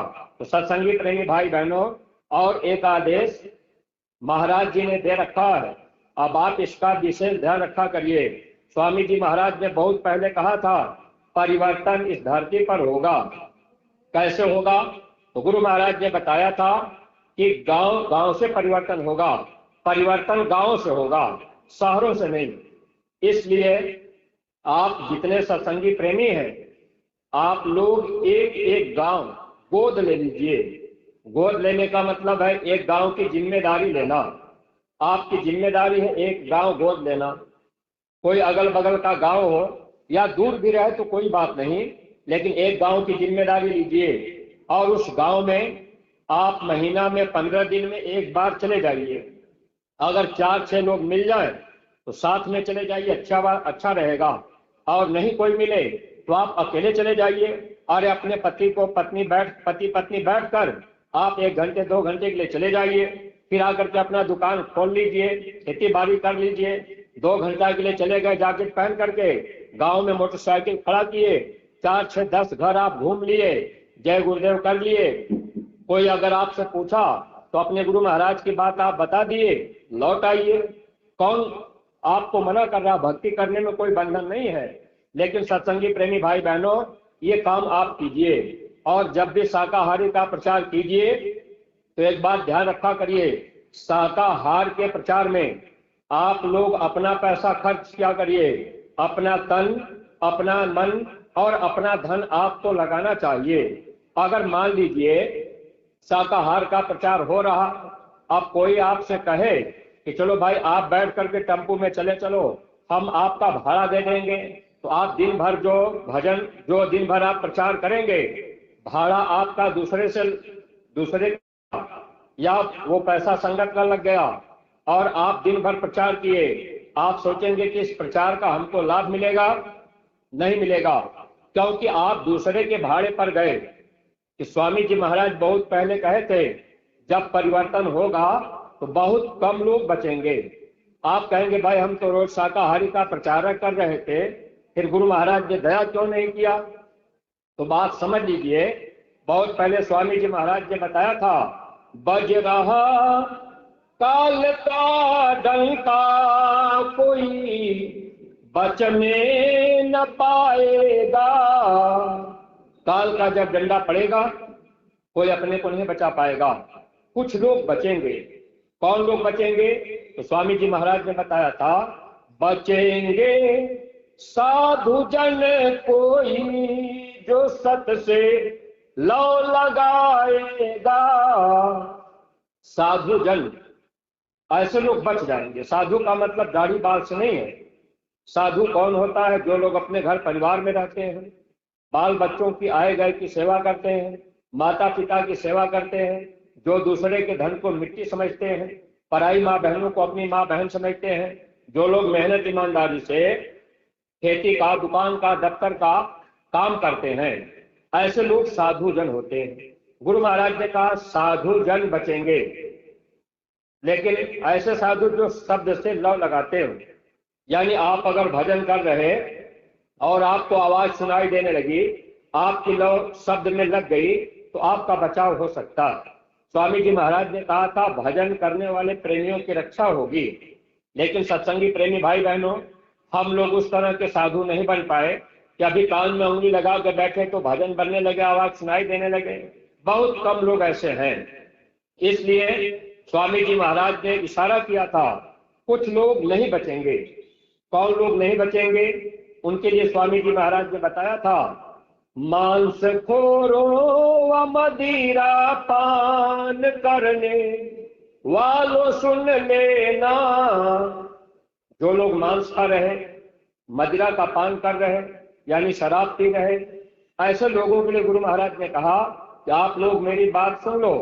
एक समय ऐसा आएगा, तुम्हारा मांस अब कोई गिद्ध कौवे न खाएंगे।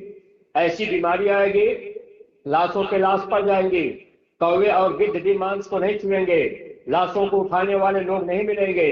ऐसा समय आ जाएगा। इसलिए सत्संगी प्रेमी भाई बहनों, स्वामी जी महाराज ने इशारा किया था, कुछ लोग बचेंगे।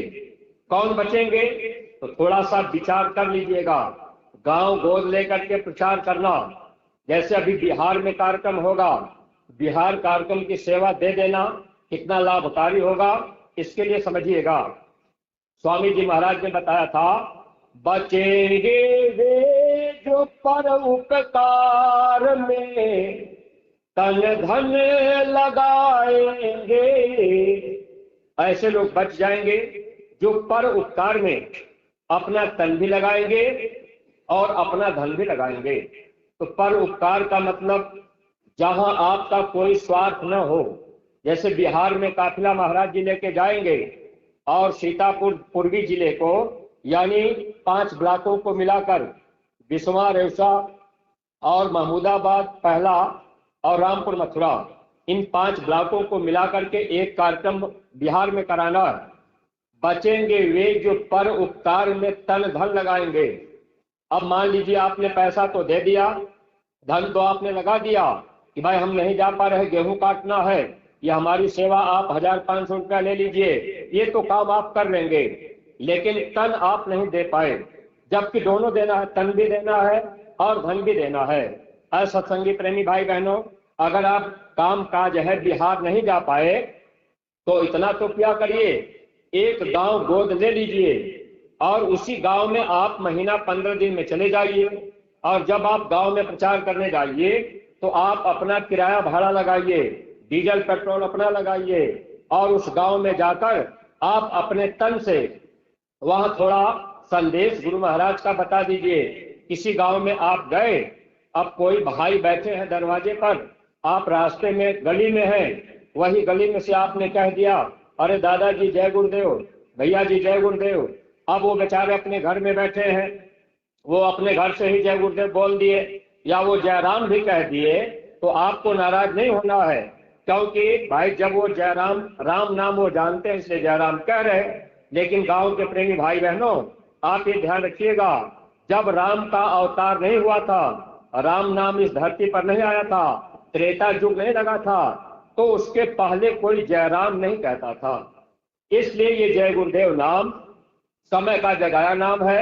जब आप जय गुरुदेव बोलने लगेंगे तो इससे आपको लाभ मिलेगा। भगवान राम जब चले गए तब दुनिया के लोग जय राम कहने लगे अरे राम तो भगवान थे। तो ऐसे ही बाद में जय गुरुदेव नाम तो लोग गाएंगे, बाद में जय गुरुदेव नाम का कीर्तन लोग मंदिर में गाएंगे, लेकिन बाद में कोई लाभ नहीं मिलेगा। इस समय अगर आप जय गुरुदेव नाम बोलेंगे तो आपको लाभ मिलेगा। तो जब भी आप लोग प्रचार करने जाया करिए गांव में, तो आपके सामने अगर कोई बच्चा भी मिल जाए तो आप बच्चे से भी कह दीजिए बेटा जय गुरुदेव। तो बच्चा भी सोचने लगेगा कि अरे भाई ये दादाजी हमको जय गुरुदेव कह रहे हैं। फिर दोबारा जब उस गांव में आप जाएंगे और वो बच्चा आपको देखेगा तो आपको पहले वो कहेगा अरे दादाजी जय गुरुदेव। प्रेमी भाई बहनों, जिस गांव को आप गोद लेंगे उस गांव में बार बार आप जाएंगे तो उस गांव का हर व्यक्ति जय गुरुदेव कहने लग जाएंगे। शराब पीने वाला आदमी भी जय गुरुदेव बोलेगा, मांस खाने वाला आदमी भी जय गुरुदेव बोलेगा। यानी जय गुरुदेव नाम भगवान का लोग लेने लगेंगे। इससे उन लोगों का लाभ होगा, इससे उन लोगों को फायदा मिलेगा। तो सत्संगी प्रेमी भाई बहनों, आप एक गांव की जिम्मेदारी लेकर गांव में जा करके थोड़ा प्रचार प्रसार किया करिए। गुरु महाराज इस बात को बताए थे कुछ और लोग बच सकते हैं। अब वो कौन लोग बचेंगे? तो स्वामी जी महाराज ने बताया था, बचेंगे वे भरोसा जिनको मेहनत की कमाई का। जो लोग मेहनत और ईमानदारी की कमाई करते हैं ऐसे लोगों का बचाव होगा। ऐसा संगी प्रेमी भाई बहनों, अभी तक मेहनत भले हम लोग करते हो लेकिन ईमानदारी हम लोगों के अंदर नहीं आ पाई। हम सत्संगी प्रेमियों के अंदर भी ईमानदारी नहीं आ पाई। कोई प्रेमी होंगे जिनके अंदर ईमानदारी होगी। अब आप कहेंगे भाई हम तो ईमानदारी करते हैं, लेकिन थोड़ा विचार कर लीजिए, अगर दो भाई का बंटवारा हो रहा हो, अब 4 बीघा जमीन है तो दोनों भाई का 2-2 बीघा हो गया, लेकिन बड़ा वाला भाई अपने 3 बीघा ले लिया और छोटे वाले भाई को 1 बीघा दिया। तो भाई ने भाई के साथ ईमानदारी किया या बेईमानी? बेईमानी। और बराबर बराबर हिस्सा दे देंगे तब तो ईमानदारी हो जाएगी। अगर आप ज्यादा ले लिए अगले को कम दिए तो बेईमानी हो गई। आप अब सत्संगी प्रेमी अपने हृदय पर हाथ रख करके विचार कीजिएगा, क्या हम लोगों के अंदर ईमानदारी आ पाई? जब मानव जीवन में गुरु मिल जाए तो कमाई का 10वां हिस्सा गुरु का होता है। जैसे 100 रुपया आपने कमाया है तो 90 रुपया आप अपने घर परिवार बाल बच्चों में लगा लीजिए और 10 रुपया निकाल दीजिए, वो गुरु का हिस्सा। कमाई का 10वां हिस्सा गुरु का होता है। क्या ऐसा हम सब लोग कर पाए? गुरु का हिस्सा नहीं दे पाए। ईमानदारी हम लोगों के अंदर कहाँ आई जब अपने गुरु का ही हिस्सा हम आप नहीं दे पाए। 10 मन गेहूं आपने पैदा किया तो 10 मन में 1 मन गुरु का हिस्सा होता है। 9 मन आप अपने घर परिवार में खा लीजिए। इससे जानते हैं फायदा क्या होता है?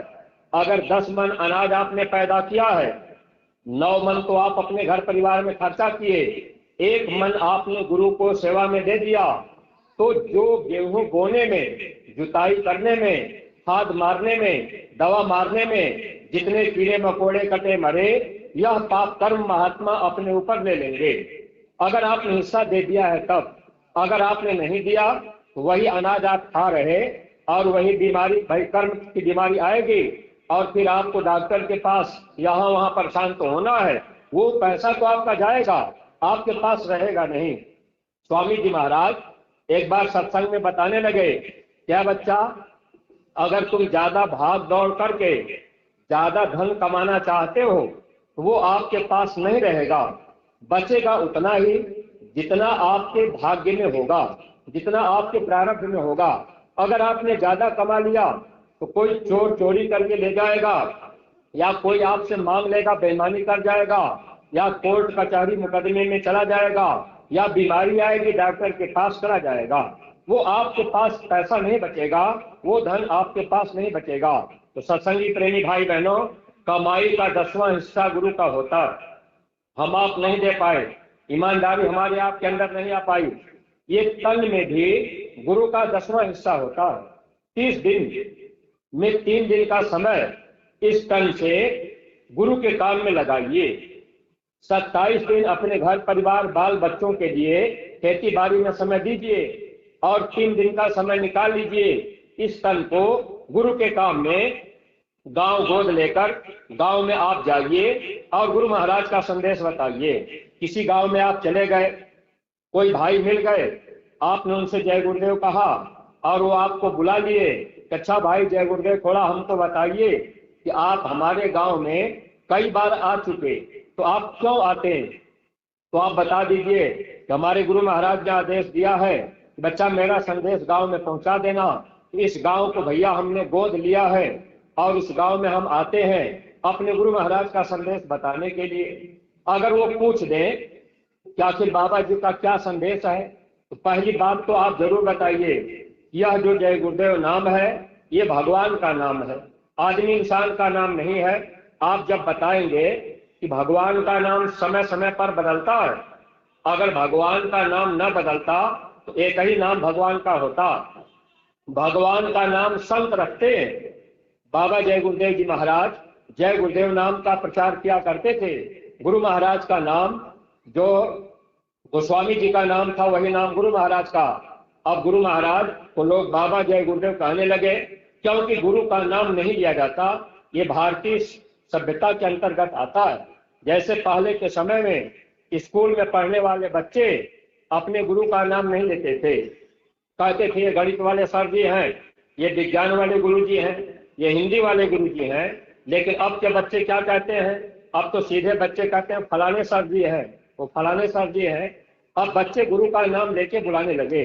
पहले के समय में माताएं बहनें अपने पति का नाम लेके नहीं बुलाती, पतिव्रता स्त्रियां पति का नाम लेके नहीं बुलाती हैं। लेकिन जब सभ्यता खत्म हो जाती है, धर्म का लोप हो जाता है और धर्म फैलने लगता है, तब कोई न कोई शक्ति हम जीवों को समझाने आती है। जब भी गांव में आप जाया करिए, हाथ जोड़ करके जय गुरुदेव बोला करिए और आप लोगों को बताया करिए कि भगवान का समय का जगाया नाम है, शंका मत रखिएगा, मुसीबत में ये नाम आपके काम आएगा।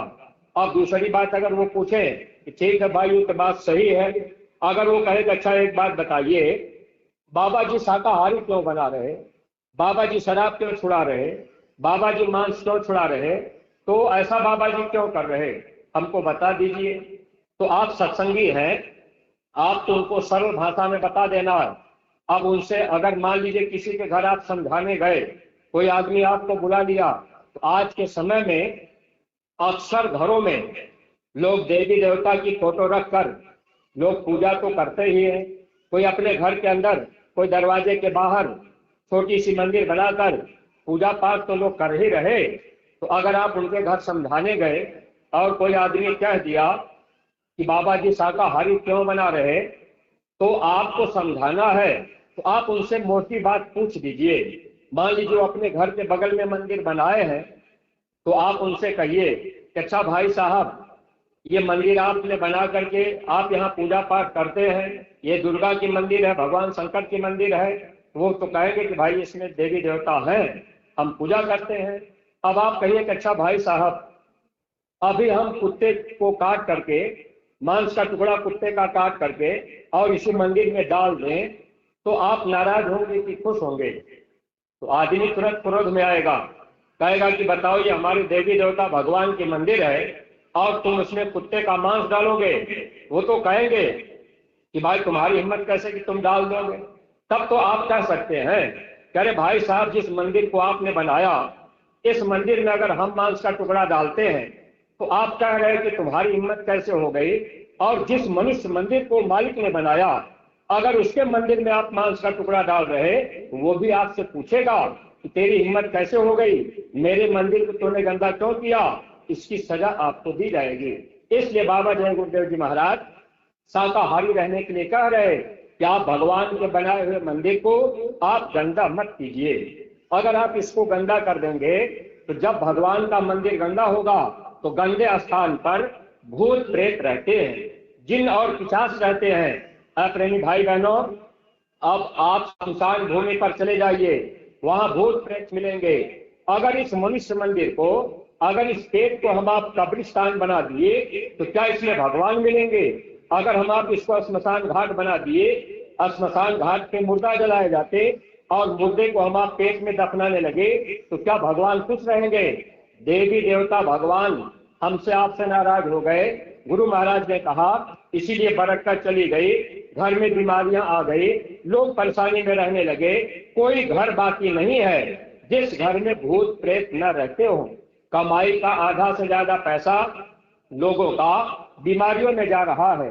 जब आप लोगों को सही बात बताएंगे कि भाई बाबा जी शाकाहारी रहने के लिए कह रहे, आपकी भलाई के लिए, अगर कोई गांव का आदमी आपसे पूछ दिया कि अच्छा आप शाकाहारी हैं, आप जीव हिंसा नहीं करते, तो आप तो सत्संगी हैं, आप तो बड़े प्रेम से कहेंगे कि भैया हम तो शाकाहारी हैं, हम जीव हिंसा नहीं करते। लेकिन गांव का आदमी पढ़ा लिखा जानकार अगर होगा, अगर वो आपसे सवाल कर देगा कि अच्छा आप जीव हिंसा नहीं करते, तो पेड़ में भी तो जीव है, तो आप फल क्यों तोड़ के खाते हैं? आप सब्जी काट के क्यों खाते हैं? आप गेहूं को क्यों काटते हैं?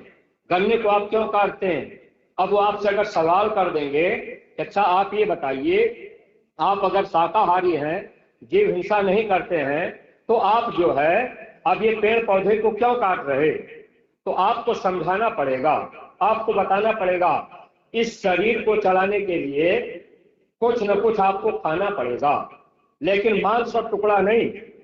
कुदरत ने मनुष्य के लिए साग सब्जी फल फूल दूध भी तैयार किया है।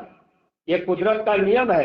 हे इंसान, आपको दिन में भूख लगे तो आप 10 बार खाओ। मोहम्मद साहब जब आए थे तो उन्होंने अपना पैगाम हदीस पुस्तक में दिया था, ऐ इंसान मैंने तेरे लिए तरह तरह के पेड़ पौधे, ताल खजूर फल फूल सूखे गीले मेवा मिश्री दूध भी पैदा किया, आप इसका सेवन करो, घृणित और बदबूदार मांस का सेवन मत करो। तो जब आप गांव के लोगों को बताएंगे कि भाई कुदरत ने ये हम जीवों के लिए बनाया है, धान गेहूं फल फूल मनुष्य के लिए बनाया गया, तो आदमी आपकी बात सुन तो लेगा।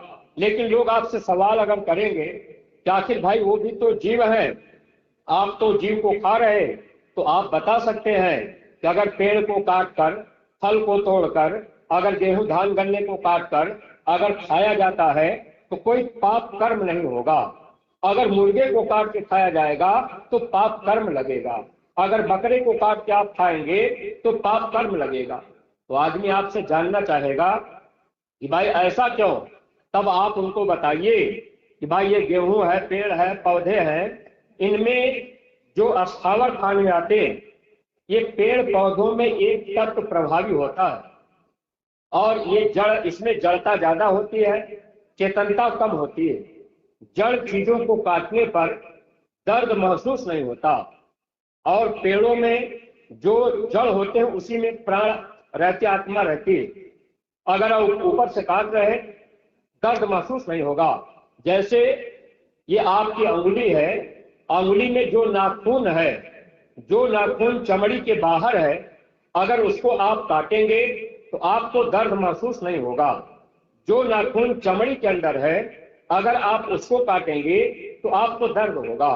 तो जो नाखून चमड़ी के बाहर है उसमें जड़ता ज्यादा है, चेतनता कम है। जड़ चीजों को आप काटेंगे दर्द महसूस नहीं होता, इसलिए कोई कर्म नहीं बनता। तो जब आप पेड़ पौधे को काट के खाएंगे, साग सब्जी काट तोड़ के खाएंगे तो कर्म नहीं बनेगा। जीव तो उसमें भी है, आत्मा उसमें भी है, लेकिन कोई पाप नहीं लगेगा। असत्संगी प्रेमी भाई बहनों, आप गांव में जब जाएंगे 2-4 मिनट समय देंगे, लोगों को आप बताएंगे, तब तो लोग आपकी बातों पर विचार करेंगे। अब आप मोटरसाइकिल से गए, अब मोटरसाइकिल पर बैठे बैठे बाबा जी का कहना शाकाहारी रहना, अब मोटरसाइकिल ऐसे निकलती चली गई, गांव के लोग सुन लिए, तो अब आप गांव के लोगों को केवल सुना दे देंगे तो अब तो हर गांव का व्यक्ति जानता है कि बाबा जी सबको शाकाहारी रहने के लिए कह रहे हैं। लेकिन क्यों शाकाहारी रहना है, क्या नुकसान हो रहा है, यह बात तो आपको रुक करके बतानी पड़ेगी। अगर आप नहीं रुकेंगे, आप आवाज लगाते चले जाएंगे तो गांव के लोग यही कहेंगे कि जय गुरुदेव वाले, ये जो इनके पास कोई काम काज नहीं है, ये फालतू जो है मोटरसाइकिल लेकर के पेट्रोल जलाते हैं, उनकी बात समझ में नहीं आएगा। इसलिए प्रेमी भाई बहनों, एक एक गांव की जिम्मेदारी आप लोगों को दी गई है और एक एक गांव की जिम्मेदारी आप निभाइए। आपकी ड्यूटी लगाई गई है, जैसे पुलिस की ड्यूटी चौराहे पर लग गई तो उसको ड्यूटी करना है, वैसे ही आपको एक गांव की ड्यूटी देनी है। एक गांव गोद लेना है, उस गांव में आपको जाना है। गुरु महाराज की बात, साल 2 साल 4 साल 6 साल आप उसी गांव में आते जाते रहिए। जरूरी नहीं कि कई बार में सबको बता दीजिए, आप अपना काम कीजिए, आदेश का पालन कीजिए, ताकि हमारी आपकी भक्ति होती रहे। मान लीजिए गांव का कोई आदमी आपसे फिर सवाल कर दे, आगे आप गए, आप दूसरे घर में पहुंचे, आपने जय गुरुदेव किया, अब वो आदमी आपसे कह दिया, अरे भाई जय गुरुदेव, आपके जाकिट पे तो लिखा है किसी जीव जंतु या मनुष्य को मारे नहीं। तो आप एक बात बताइए, आप दवा मारते हैं फसल के ऊपर, आप सब्जी पर दवा मारते हैं, आप कीड़ा मारते हैं। अब जितने सत्संगी प्रेमी हैं, तो खेती बाड़ी तो हम लोग भी करते हैं, खेती बाड़ी तो आप भी कर रहे, दवा तो आपको भी मारनी पड़ रही, तो कीड़े मकोड़े तो मर ही रहे। तो गांव के लोग कहेंगे कि भाई जीव हिंसा तो आप भी कर रहे, तो आपको थोड़ा बात बतानी पड़ेगी, आपको समझाना पड़ेगा, वरना उनके मन में रहेगा कि भाई ये जीव हिंसा तो ये भी कर रहे। जब आप बताएंगे कि कीड़े मकोड़े, बैक्टीरिया, वायरस, ढील, खटमल, ये जीव अस्थावर खान में आते हैं, उस्मज खान में आते हैं। अस्थावर में पेड़ पौधे, उस्मज में कीड़े मकोड़े। अब ये गर्मी और पसीने से पैदा होने वाले जीव हैं। जैसे बरसात होती है, बहुत कीड़े मकोड़े फतेंगे तैयार हो जाते हैं, इनको उस्मजी जीव कहा जाता है। इनमें 2 तत्व प्रभावी होता है। 2 तत्व के जीव को अगर आपने मार दिया, काट दिया, आपने उनको जला दिया, दवा मार दिया, तो पाप कर्म बहुत ही हल्का लगता है, नहीं के बराबर होता है, यानी नहीं के बराबर पाप लगता है, कुछ न कुछ कर्म हल्का बनता है। पूज्य महाराज जी ने कहा, इसीलिए सुमिरन, ध्यान और भजन कराया जाता है। दिन भर आप खेती बाड़ी का काम किए, शाम को माला लेकर के सुमिरन, ध्यान और भजन कर लिए, तो जो हल्का कर्म आपसे बना होगा वह कर्म आपका साफ हो जाएगा। इसलिए सत्संगी प्रेमी भाई बहनों, आपको खेती बाड़ी, दुकान, दफ्तर का काम करना है, तो आप ये ध्यान रखा करिए, थोड़ा सुमिरन, ध्यान, भजन में अपना समय दिया करिए। मान लीजिए गांव का कोई आदमी आपसे तर्क ही कर ले कि भाई कीड़े मकोड़े आप मार रहे, अब आप कहेंगे भाई सजा हमको नहीं मिलेगी, और अगला आदमी कहेगा कि क्यों नहीं मिलेगी, तो आपको बताना होगा, समझाना होगा। तो आप गांव के लोगों से ही, अगर कोई आदमी आपसे सवाल करे तो आप उनसे ही पूछिए, अच्छा भाई साहब आप एक बात मुझे बताइए कि कोई आदमी मोटरसाइकिल से जा रहा है और मोटरसाइकिल से अगर कोई व्यक्ति या किसी बच्चे को धक्का लग गया और बच्चा मोटरसाइकिल की चपेट में आ गया और बच्चा का एक्सीडेंट हो गया, अगर बच्चा मोटरसाइकिल से लड़ करके एक्सीडेंट से मर गया तो आप क्या करेंगे? तो गांव का आदमी तुरंत बताएगा कि भाई अगर मोटरसाइकिल वाला बच्चे को धक्का मार देगा, एक्सीडेंट हो जाएगा, तो उसको पकड़ लिया जाएगा, उसको भी मारा जाएगा, उसको जेल भिजवाया जाएगा, उसके ऊपर मुकदमा किया जाएगा। अब आप उनसे पूछिए, अगर बकरी का बच्चा उसी मोटरसाइकिल से दब के मर गया तो वो कहेंगे भाई तब तो जुर्माना उससे लिया ही जाएगा। अब उनसे पूछिए कि अगर उसी मोटरसाइकिल से मेढक का बच्चा दब के मर गया तो क्या करेंगे? तो आदमी कहेगा भाई तब उसको क्या सजा दी जाए। जब मोटरसाइकिल से मेढक का बच्चा दब जाता है तो गांव में कोई आदमी किसी को सजा नहीं देता है, और बकरी का बच्चा दब के मर गया तो गांव के लोग जुर्माना लेते हैं, और मनुष्य का बच्चा दब के मर जाए तो गांव के लोग मुकदमा करेंगे, थाने भिजवाएंगे, जेल भिजवाएंगे और मारेंगे, पीटेंगे। ऐसा क्यों? अरे बकरी का बच्चा भी जीव है और मनुष्य का बच्चा भी जीव है, अब मेढक का बच्चा भी जीव है। लेकिन ऐ प्रेमी भाई बहनों, कर्मों का विधान है, कुदरत का नियम है। तो जब आप लोगों को बताएंगे कि भाई एक तत्व के जीव को मारने काटने पर कोई सजा नहीं होती, 2 तत्व के जीव कीड़े मकोड़े को आपने मार काट दिया तो आपको हल्का पाप लग रहा है, सुमिरन ध्यान भजन से साफ होगा। 3 तत्व के जीव, अंडे से पैदा होने वाले जीव, इनमें 3 तत्व पाया जाता है। 3 तत्व के जीवों को अगर आप मारेंगे, काटेंगे, खाएंगे, अंडे को भी आप खा रहे, मुर्गे को भी काट रहे, तो यहां से आपको पाप लगना शुरू हो जाएगा। 4 तत्व का प्राणी कुत्ता, सुअर, बिल्ली, घोड़ा, गधा होते हैं। अगर आप इनको काटेंगे, मारेंगे तो आपको पाप ज्यादा लगेगा। और मनुष्य 5 तत्व का प्राणी है। अगर आप मनुष्य की हत्या कर देते हैं तो आपको सजा और भारी लगेगी। सत्संगी प्रेमी भाई बहनों, ऐसा क्यों? जैसे यहाँ पर बहुमत का राज्य है, यानी जिसको मत ज्यादा मिलेगी सरकार उसी की बनेगी, वैसे कुदरत ने भी बहुमत का राज्य रखा है। 5 तत्व की रचना है। 5 तत्व में 1 तत्व और 2 तत्व के जीवों को आपने मारा, काटा, सजा से आप वंचित रह गए। 3 तत्व के जीव को अगर आपने मार काट दिया, अंडा आपने खा लिया, तो 5 में 3 ज्यादा हो गया, बहुमत हो गया। यही से कर्म का विधान चालू होता है और सजा आपको भोगनी पड़ेगी। इसलिए महात्मा जब इस धरती पर आते हैं तो महात्मा सत्संग के माध्यम से हम जीवों को समझाने की कोशिश करते हैं कि हे इंसान, आप ये बुरे कर्म मत करना, वरना इन कर्मों की सजा आपको भोगनी पड़ेगी।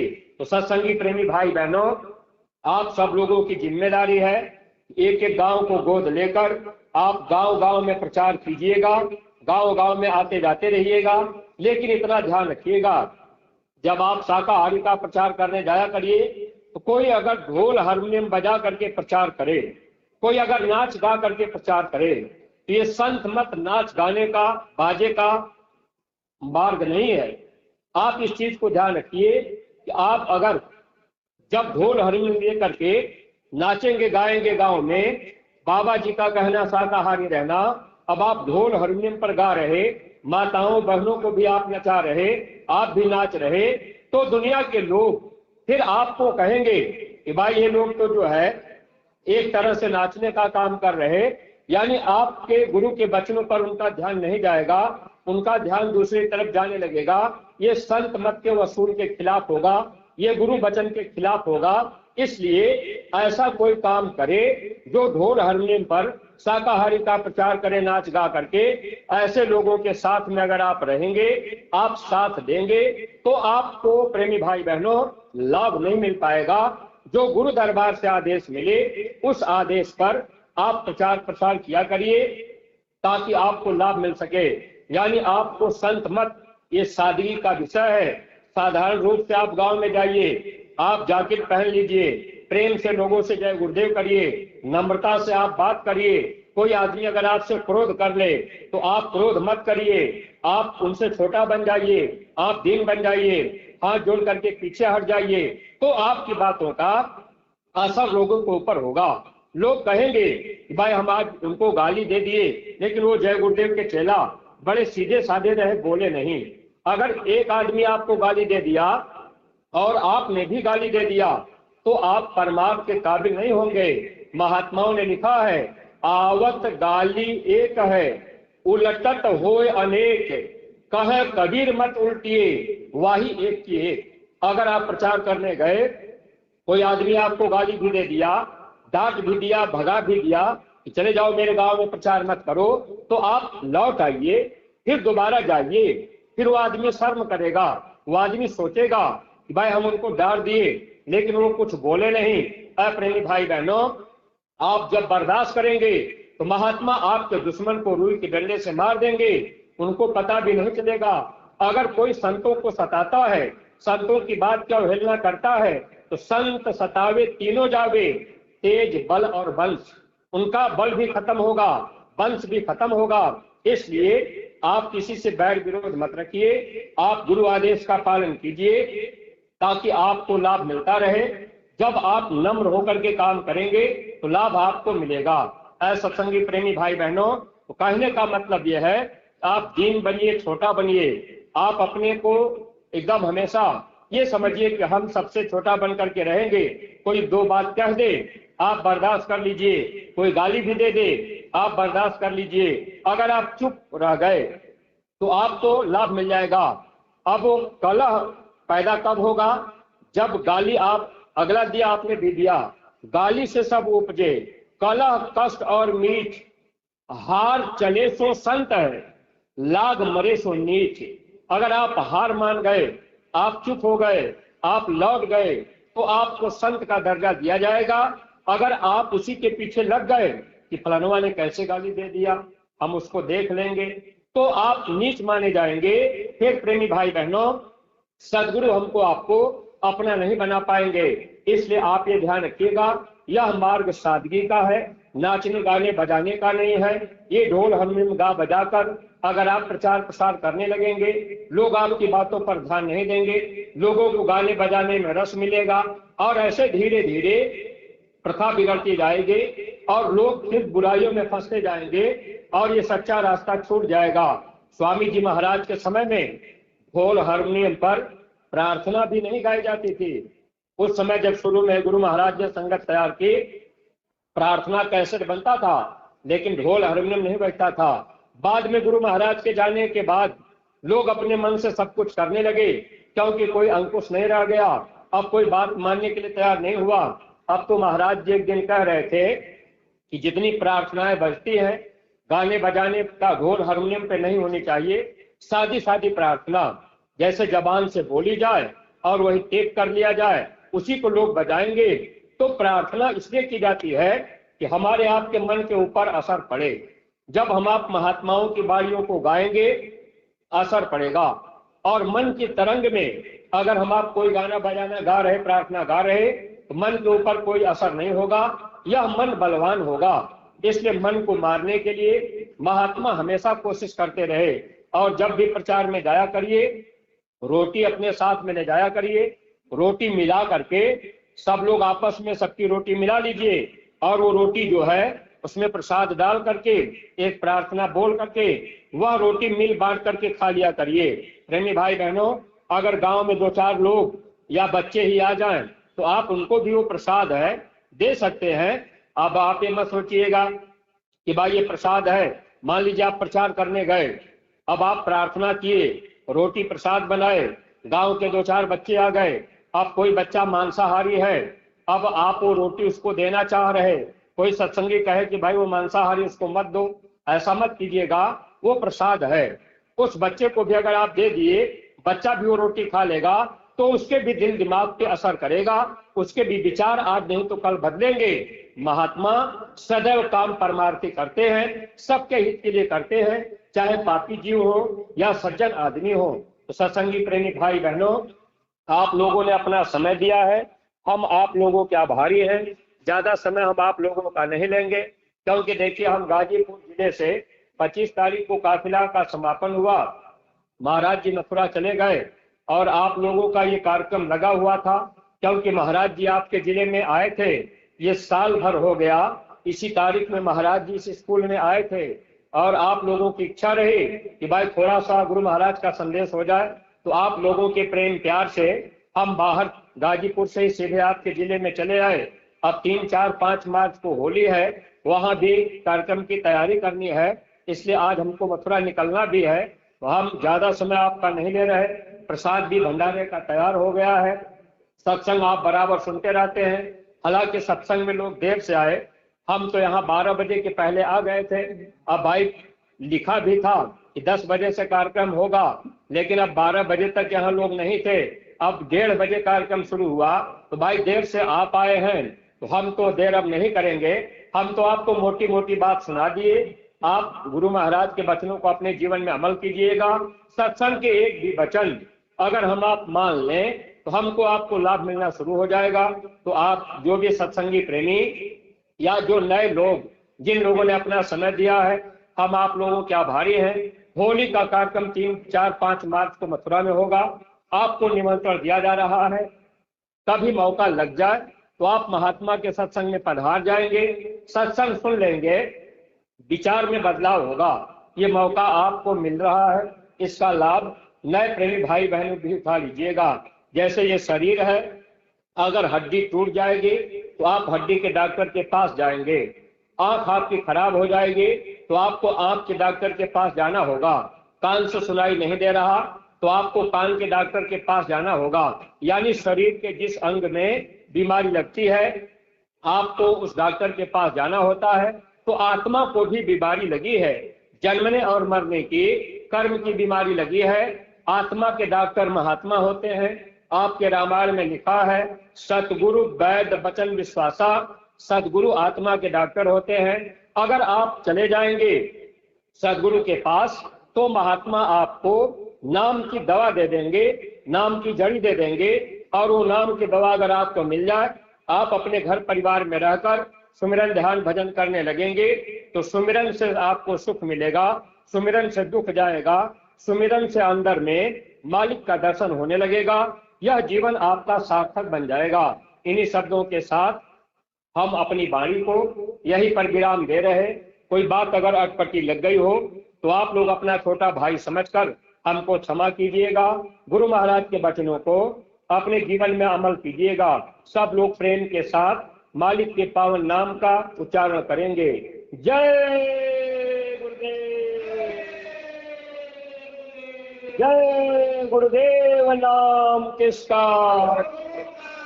प्रभु का पावन नाम।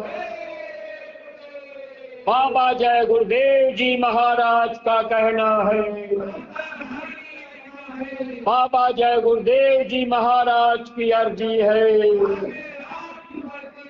पूज्य महाराज जी की प्रार्थना है, हाथ जोड़कर विनय हमारी। जय गुरुदेव।